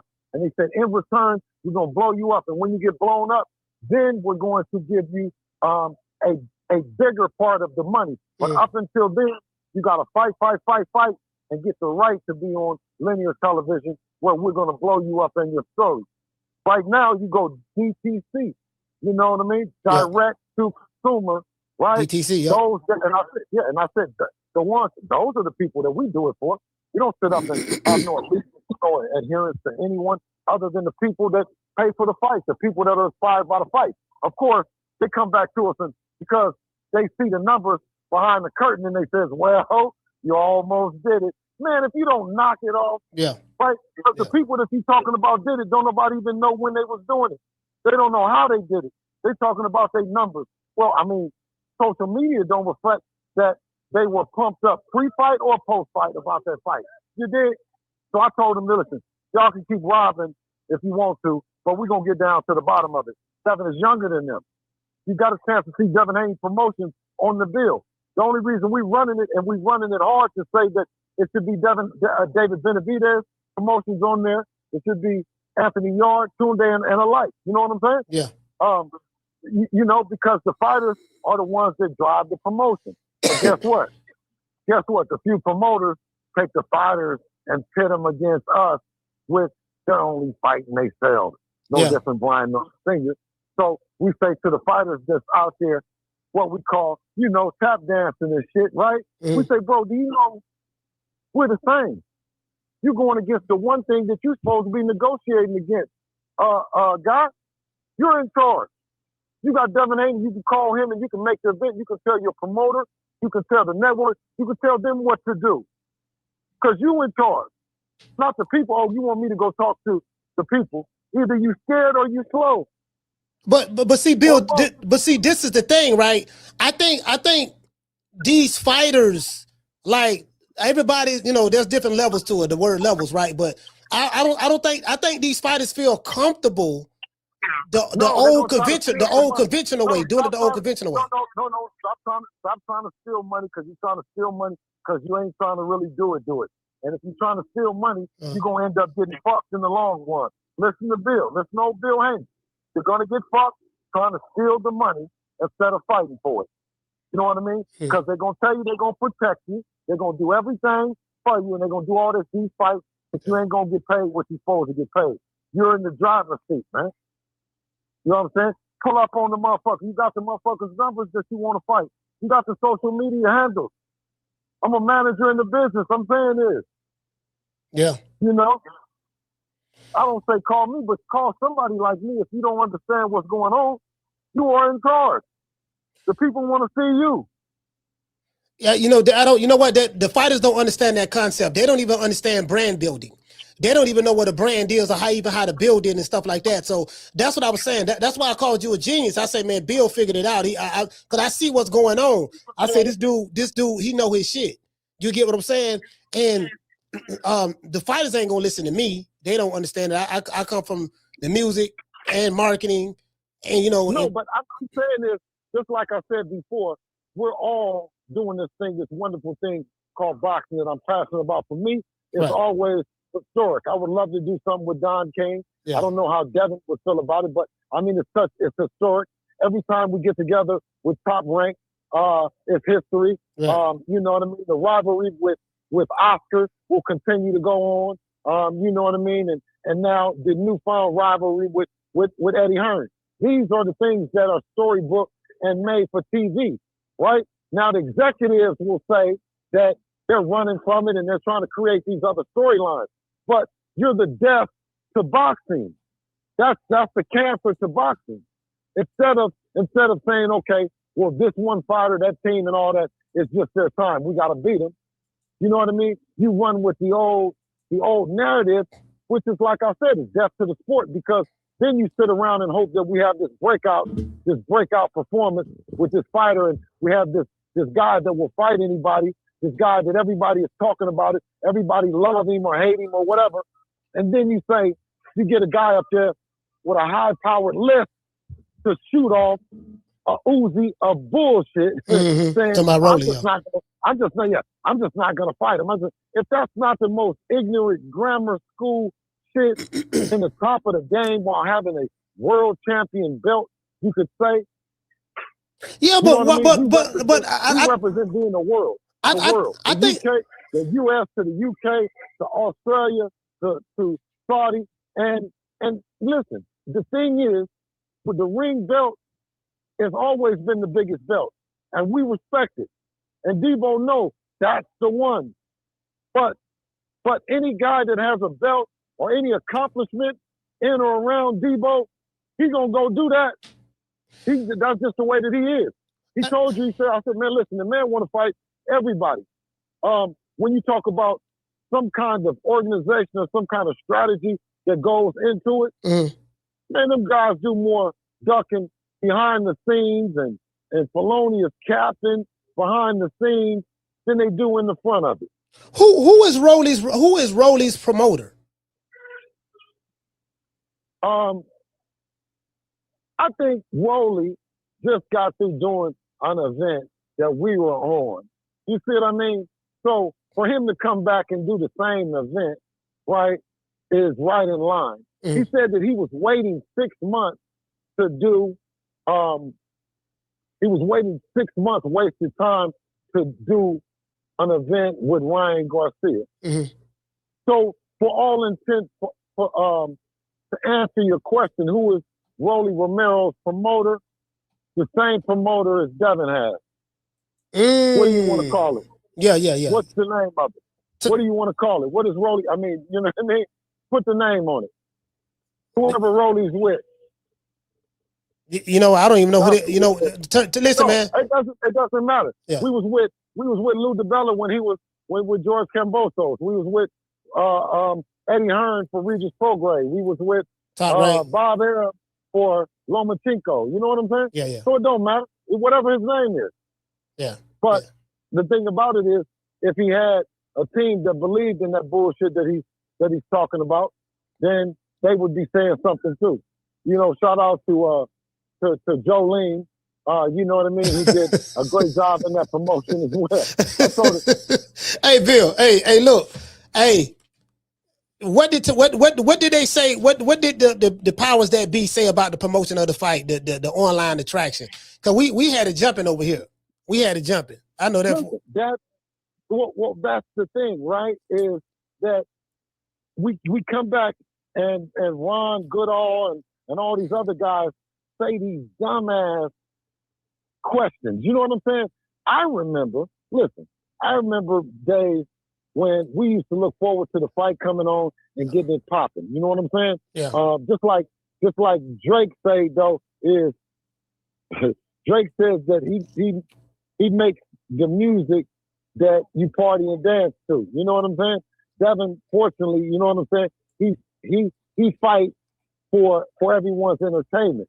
So I don't get a chance to see the parties that you have and people eating and cooking and getting ready and all the shit like that. I don't get a chance to see that because we're working. I don't get a chance to see the pre-shit. You know what I mean? Yeah. But I always say that we do it for you. And that's what I mean by that. It's amazing because I'm like, man, for Rolly to come out and just openly, like, really just say, here, I don't want to have no parts of Devin Haney. That ain't gonna never happen.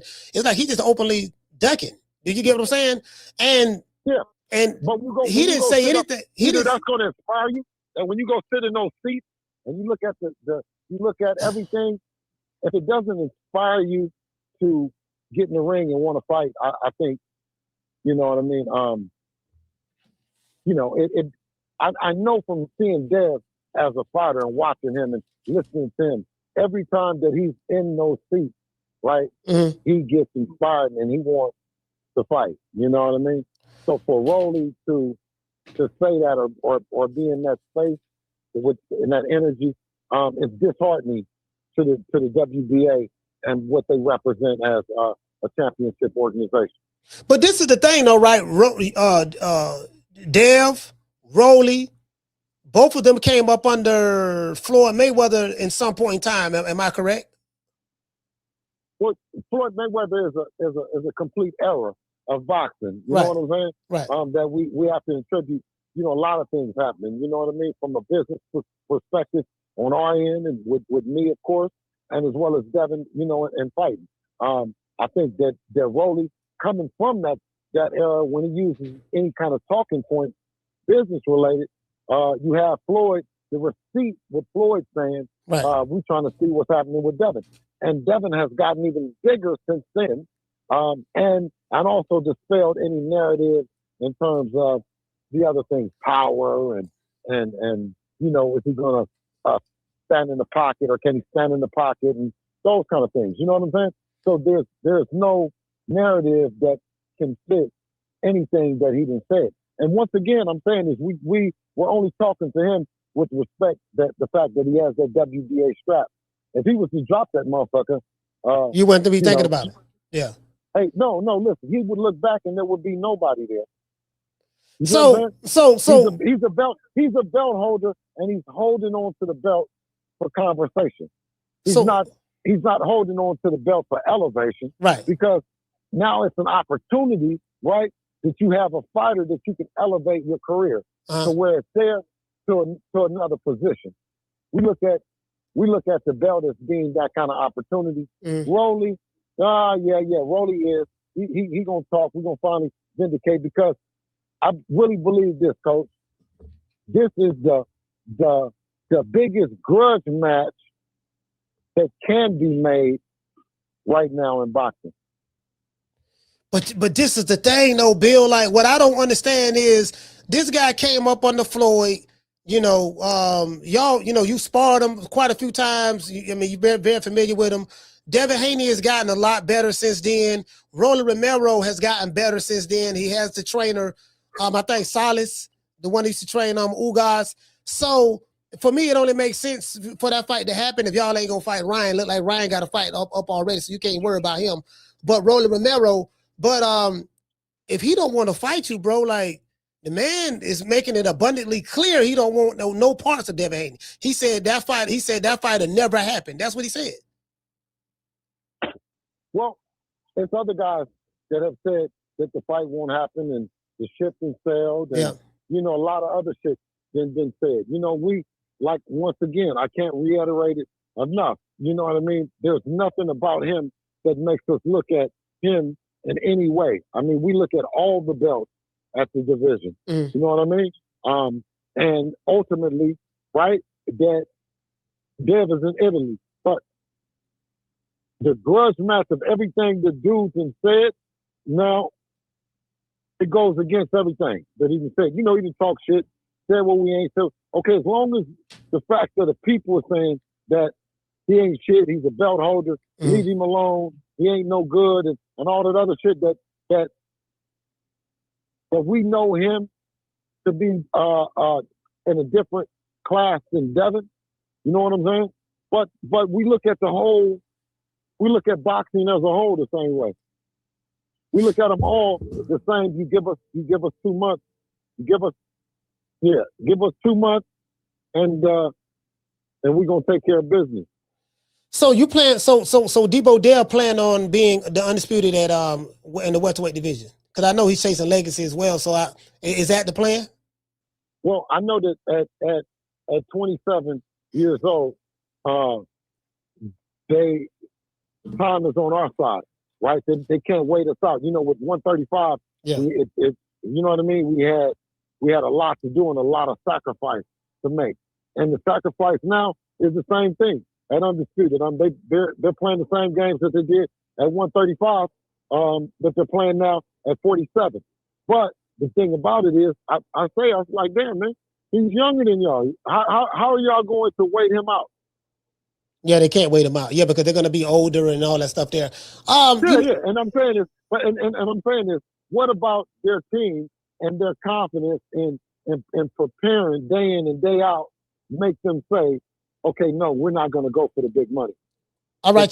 You know what I mean? You're gonna let an executive somewhere that's living good, doing good, right, tell you, and you've been training all your life, you're in that motherfucking gym right now, and you're not going to go and get the money? You're not going to take your chance at it? Bill, this is what I don't understand. If Devin Haney, if the narrative about Devin Haney is he's pillow-fisted and he's shitty, why more people in the welterweight division now are not in such a hurry to try to want to fight him if he's pillow-fisted and chinny? Do you think that, hold on. I want to do a follow-up. I want to do a follow-up to that. Do you think that the Brian Norman fight, you think that played a big part, Devin Haney's performance, that played a big part in people like, man, fuck that. We can't do nothing with the dude. We're going to try to stay away from him. Do you think you're going to go through the politics of that because of that performance? Listen, anything can happen in boxing, right? That's true. You see with Lamont Roach and Pitbull. Yeah. You see what I'm saying? Right?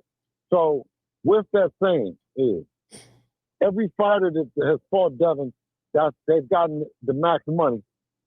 They've gotten the most money of their career. And Ryan Garcia didn't get nothing. He didn't get compared to because he said that he wasn't going to promote. He was going to champion other organizations and other thoughts and things that he needs to do involving all kind of conspiracy theories and you know what I mean? He wasn't promoting boxing, so you didn't deserve to get your biggest check because you wasn't even. That's not what you was doing. Brian Norman then got it. Linares, Jojo Diaz, Camboso, Regis Prograis. All these guys got their biggest paycheck. Right. Lomachenko. You know what I mean? Now, I told him, I said, listen, are you getting more than you was gonna get for Boots? Yeah. I said, yes, you got more, right? Make sure that you got more. They got more. You got more. Yeah, that's true. They got more. They got more. So if it's every fighter, if some fighter is listening right now, and it's the coach, so you're not going to take your biggest payday because of what? You talking about what? You about to, man, if you don't, well, don't worry about, don't think why Devin is in the position that he's in and why we in the position we're in, because we fight for it. You know what I mean? You hiding out. You ain't listening. You listen, but you don't want no money. Hey, so you don't want no belt. You don't want that shit for real. You just talking like you want it. You are more in the know than I am, but without revealing everything, what can we expect from for the sport of boxing coming down in 2026? We got the Zuffa boxing here, TKO. You know, it seems that things are changing. We don't have any American networks that are actively involved in boxing right now that's financially invested. You know, so it seemed like it's the zone, Turk Al Sheik, this and that. What say you about that? What's going on in America with boxing? What's going on, Bill? What you could tell us? You know what? I always say that more players, the more opportunity for more eyeballs in the sport. You know what I'm saying? And that's just the way that I believe. So, you know, shout out to them and you know, good luck in the sport of boxing. Man, so have you thought about providing counsel or I spoke to you before with other fighters because eventually that's going to happen. Eventually, if they're smart, I mean, that's what I would do. They're going to reach out to you. I'm not saying you can replicate that success with Devin, but I'm saying with your knowledge in the game and you've seen it from the ground up and you're a lot smarter than people give you credit for. Do you feel that eventually would you ever start a consulting firm or whatever to help fathers and dads and the kids coming up in boxing?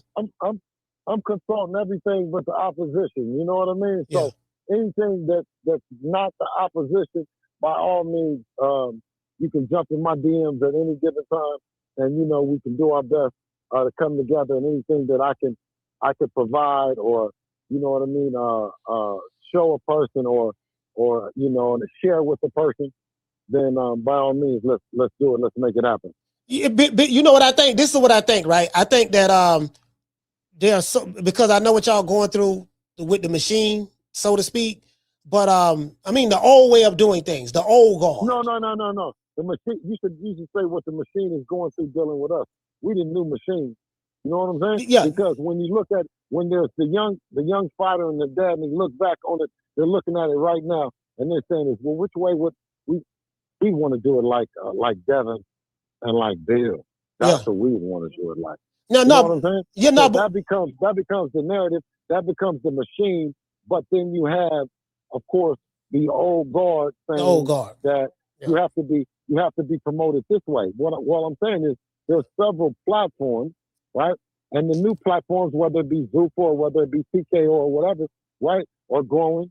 But you don't know, because we've been in the business so long now. We've seen so many new platforms, including the Zone. When shout out to Champ Side, you know what I mean? And we were the first ones over there, and he said Dazzin, yeah, Dazzin, yeah. He did, yeah. But shout out to him, and a lot of the other platforms that supported the Zone because we were on there.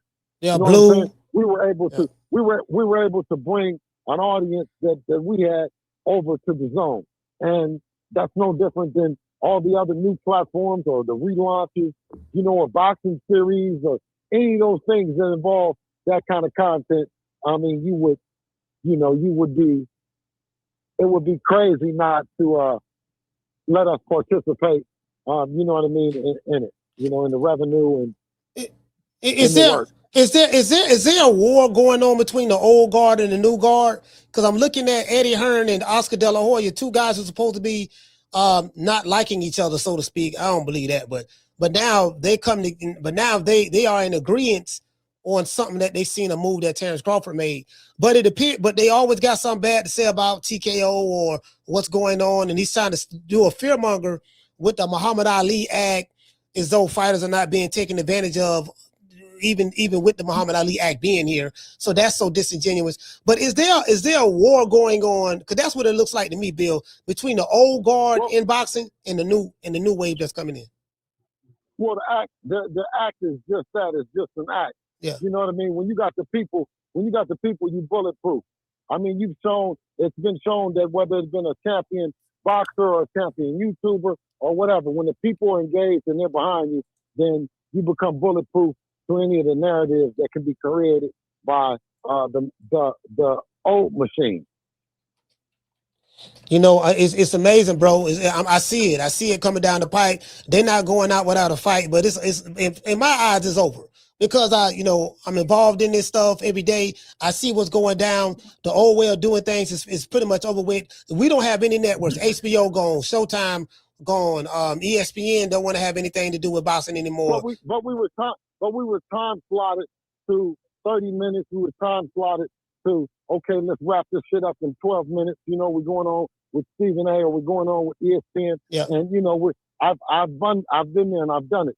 But the opportunity to engage with the people, right, and have the callers come on, yeah. right, and then go to different platforms and you know what I mean, and with different kind of audiences, you know, man, we kicking ass, man, and taking names, man. That shit that they talking about is over with, Jack. You know what I mean? It's a new sheriff in town, man. Man, you know the amazing part about it, and I tell people this all the time, bro. And me and Bud was talking about this. I say, man, that dude, like you give up so much game, and you know, I talk about what I can talk about online, but a lot of stuff I don't even talk about. What me and you talk about, but I say, give us so much game, and I'm like, this dude is so smart. And I think if people would allow their personal feelings of disliking you, if they would not allow their dislike for you to cloud their visions, they can really see a lot of stuff. I said, yeah, Bill. I said, Bill be talking this thing, and you know, a lot of people say he a bullshit artist, this and that, and whatever you say he is, so be it, right? But I'm like, there's a method to Bill's madness, and once you truly understand that, you can see the genius in it. Am I wrong in that assessment or no? Well, I mean, all I know is the line to be loved got knee pads around the corner. I don't want to get in that line. The hated line is short. You dig what I'm saying? It's short as a commercial. It only got me and me. You dig what I'm saying? So, yeah, leave me where I be. Yeah, hey, stay where they at. You dig? Hey. And listen, and you know, me and you talk. It don't never be nothing pre-rehearsed or none of that. Nah, when the callers talk, they come in. I respect all platforms, big or small. I respect them all. You know what I'm saying? And that's the way this thing goes, man. You know. And listen, how about this? Every other father that you going right now today and you looking at your kids, man, you got something, man. Don't listen to what them people talking about, man. They're gonna try to talk you out of it, man. Yeah. You got a vision, man. You know what you're doing. Yeah. You see what I'm saying? And your kid know. Listen, but the kid, they're gonna be trying to say that to the kid that you ain't qualified. They're gonna be trying to tell you that the kid ain't qualified, man. And you know you got a vision, and you got to just see your way there, and have the tunnel. You know, like how those horses put those blinders on. Yeah. You got to have a tunnel vision. Sometimes we as parents need the blinders on because you've only been blessed, you know, with, you know, maybe 1, 5, 6, 7, 8 times, whatever, how many of the kids. You choose your spouse, you choose the car, you choose the house, but you never can choose when you're gonna be blessed with a kid. You know what I'm saying? You never can. That's you know, man, you can go right now, Coach, you can go upstairs, you go to a hotel, that doesn't guarantee that you're going to get the woman pregnant. That comes on Allah's time. Yeah. It comes on God's time. You know what I'm saying? So that one blessing, you only get one blessing, right? You're born and then to reproduce. And when you're blessed by God, do you take it serious? You know, and do you have the faith to know that, okay, he gave me something?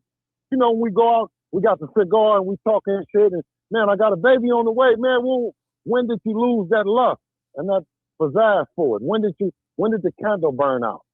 Well, that was do you believe? No, by you saying that, I remember now. There's a teaching. There's something that Elijah Muhammad, Honorable Elijah Muhammad, said when I was in the nation. He spoke about how when Allah, you know, he said blessings come through the womb of a woman. You know, ain't nothing gonna fall out of the sky. So you know, when you brought up, you know, you was blessed with the son. Well, you got several children, but when you have that one that, you know, like every father want to have a Devin Haney or a Terrence Crawford or Shakur, whoever, right? Whoever's son is doing good and well. Hey, bullshit ain't nothing. Listen, I come out of a club, a hookah bar one night in Las Vegas, and it's about 3 a.m. Right? I come out, and as I'm coming out for no apparent reason, I get in my car, and a guy has a pistol to the window of the car, and it just pointed directly at my face, right? And I'm like, shit, like I don't know to roll the window down. I don't know what to do. You know what I'm saying? So I tell my one son, I said, like, back up, just back up, right? And my son, my oldest, my junior, shot him in his chest, shot the other guy that had the gun pointed at me, shot him in his chest, and killed him right there on the spot, right? Mm-hmm. Now, one son was born to defend their dad when I was vulnerable, when I was defenseless, when I was at a point where I'm just taking care of my kid. I'm not doing nothing wrong. I don't even know what the guy was. But when we came back, because we drove around the corner and came back and pulled back up, because we don't know where anything was coming from. The police was there, and he told my son, if that was my dad, I would have emptied the clip. You know what I'm saying? And I just say that to say is that when you're patient with your family and you're patient with your kids, you don't know where that next blessing might come from. Blessing, yeah. One blessing might come, you know what I mean? Yeah.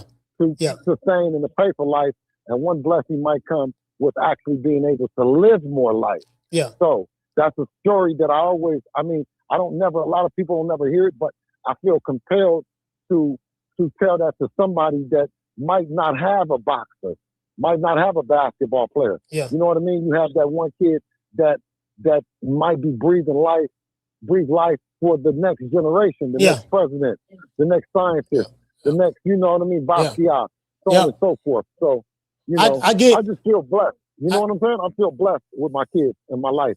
No, Bill, I get exactly what you're saying. You know what I mean? Because as I said, as now that I'm older, there's a lot of stuff that I learned in the past, and I do a lot of reflection.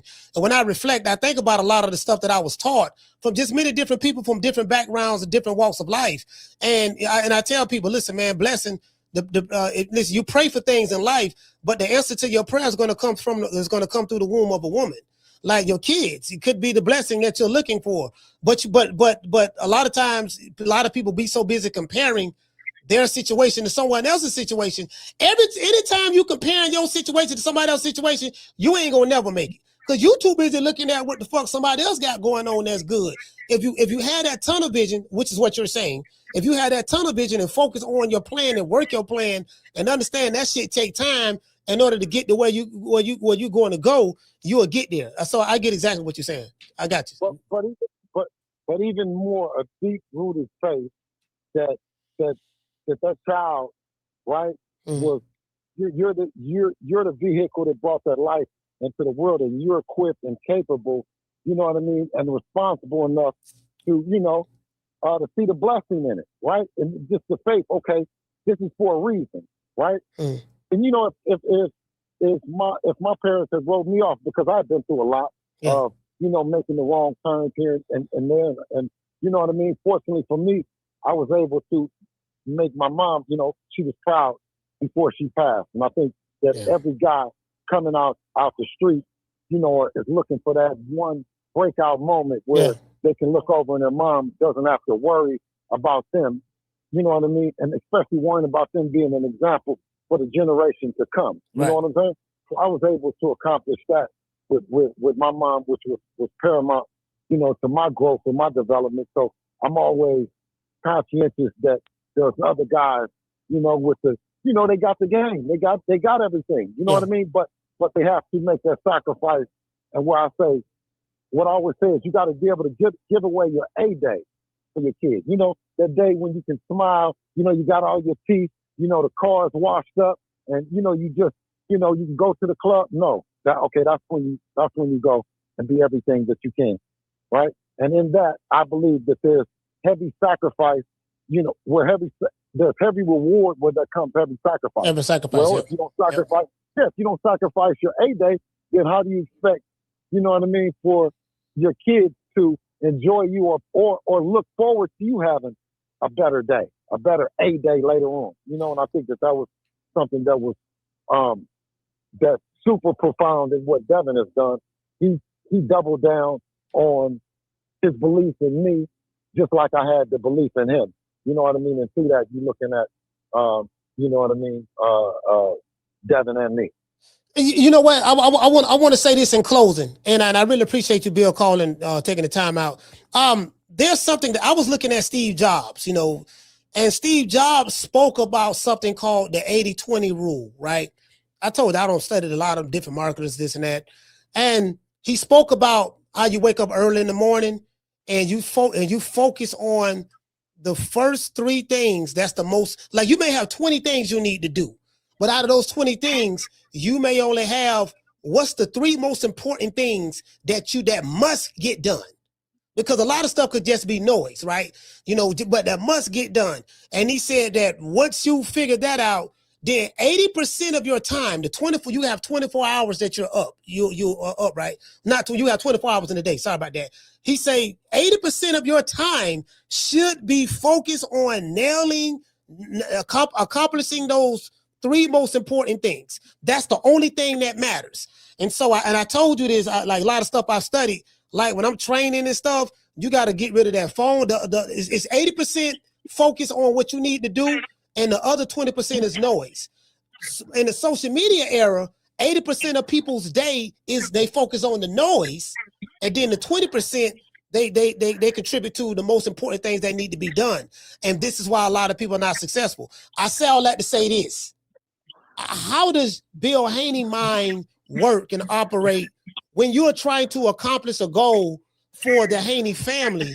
You know, as Devin Haney boxes, you have your firstborn, William Jr. You know, he played his role. Everybody plays a role in the family to be successful. What say you about that? What's your perception on that 80 focusing on? Well, I've never worked for anyone the way that I've worked, you know, for my last name and not my first, you know. My first name, you know what I mean? I was very selective about how I worked and who I worked, and I was concerned about what they might have thought about me and all those other things.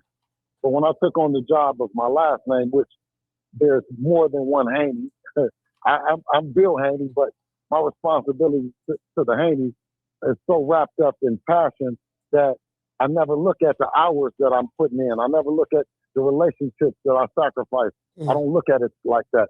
You know what I mean? I just look at it that I have responsibility to hopefully make the world a little bit better for them. You know what I mean? Just like my parents did for me, you know, and their parents. You know, I think that's the best thing that we can pass on. In closing, is there anything you want to say to the fans before you go? Well, I mean, listen, don't say that Coach was doing anything but serving it real unless you're going to come on here and talk to me. You're going to come on here and say something. Other than that, me and Coach got to get real sometimes with it, right, Coach? Yeah, we got to get real. Yeah. We got to get real. Now, if they want to come on with some fake shit real quick, I got a few more minutes, you know, because I do dispel fake shit sometimes, Coach.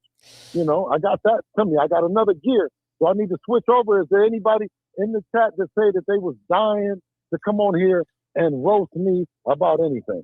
No, matter of fact, I don't think nobody got anything to say. And shout out to Omar. Dropping that dub. He said, congrats to the Haneys. If Rolly doesn't take the fight, who's next? Oh, we already read that one. Shout out to Chris. Dropping that quarter of a dub. He say, smash the like button. He say, Coach, appreciate the content. Dollar Bill, thanks for joining. Salute to the great fathers like Bill Haney and great bosses like Dev. Wait, hold. Somebody send us some money for Gray for his phone. So send us some money. Somebody send in a chat, and then send in the super chat for me. And when I see you, I'm going to take care of you. But send it in for Coach. No, and he's going to send it over to Gray. Okay? Please, y'all. I mean, bus fare, something. You know what I'm saying? Anybody got something for Gray? Does anybody have something for Gray? Man, Gray, hey, look here, man. Hey, look here, man. Don't do him like that, man.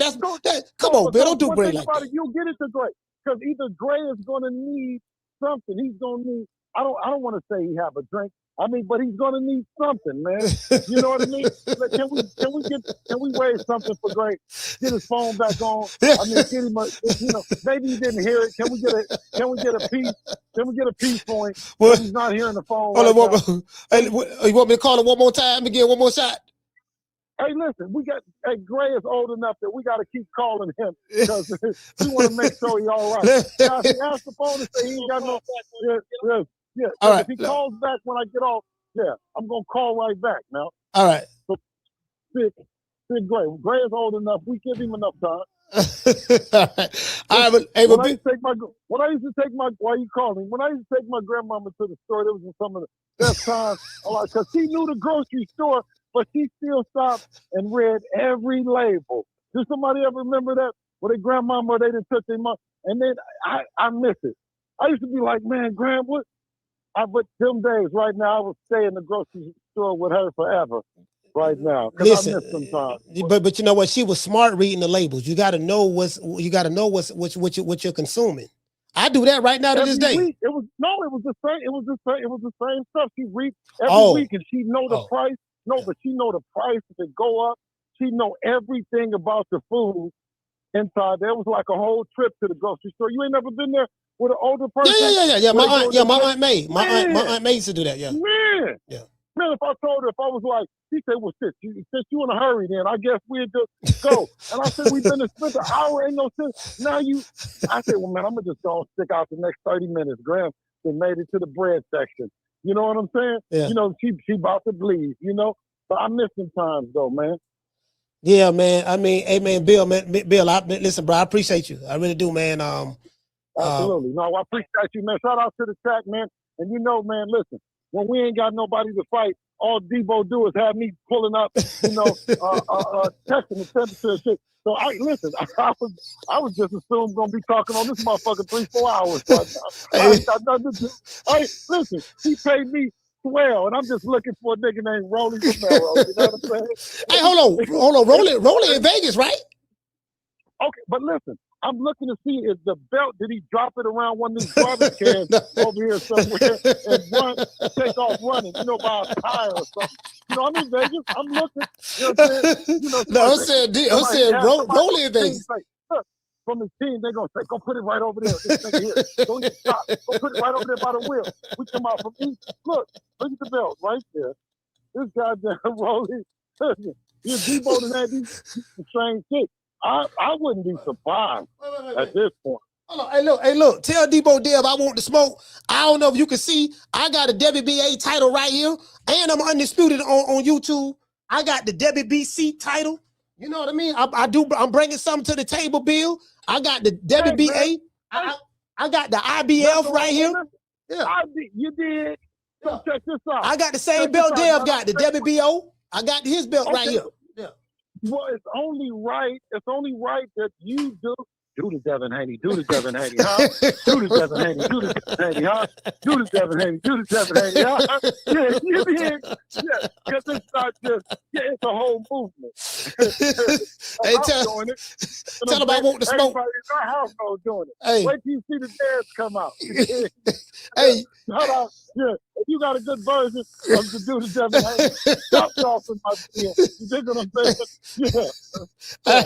What up? You got to stand over it. You know what I mean? You got to stand over him. You dig what I'm saying? You did. Yeah, it's coming out. All right, Bill, I'll get at you, man. Peace. Yes, sir. Man, I'm out of here, bro. Let's go. Man, I'm out of here, bro. Let's go.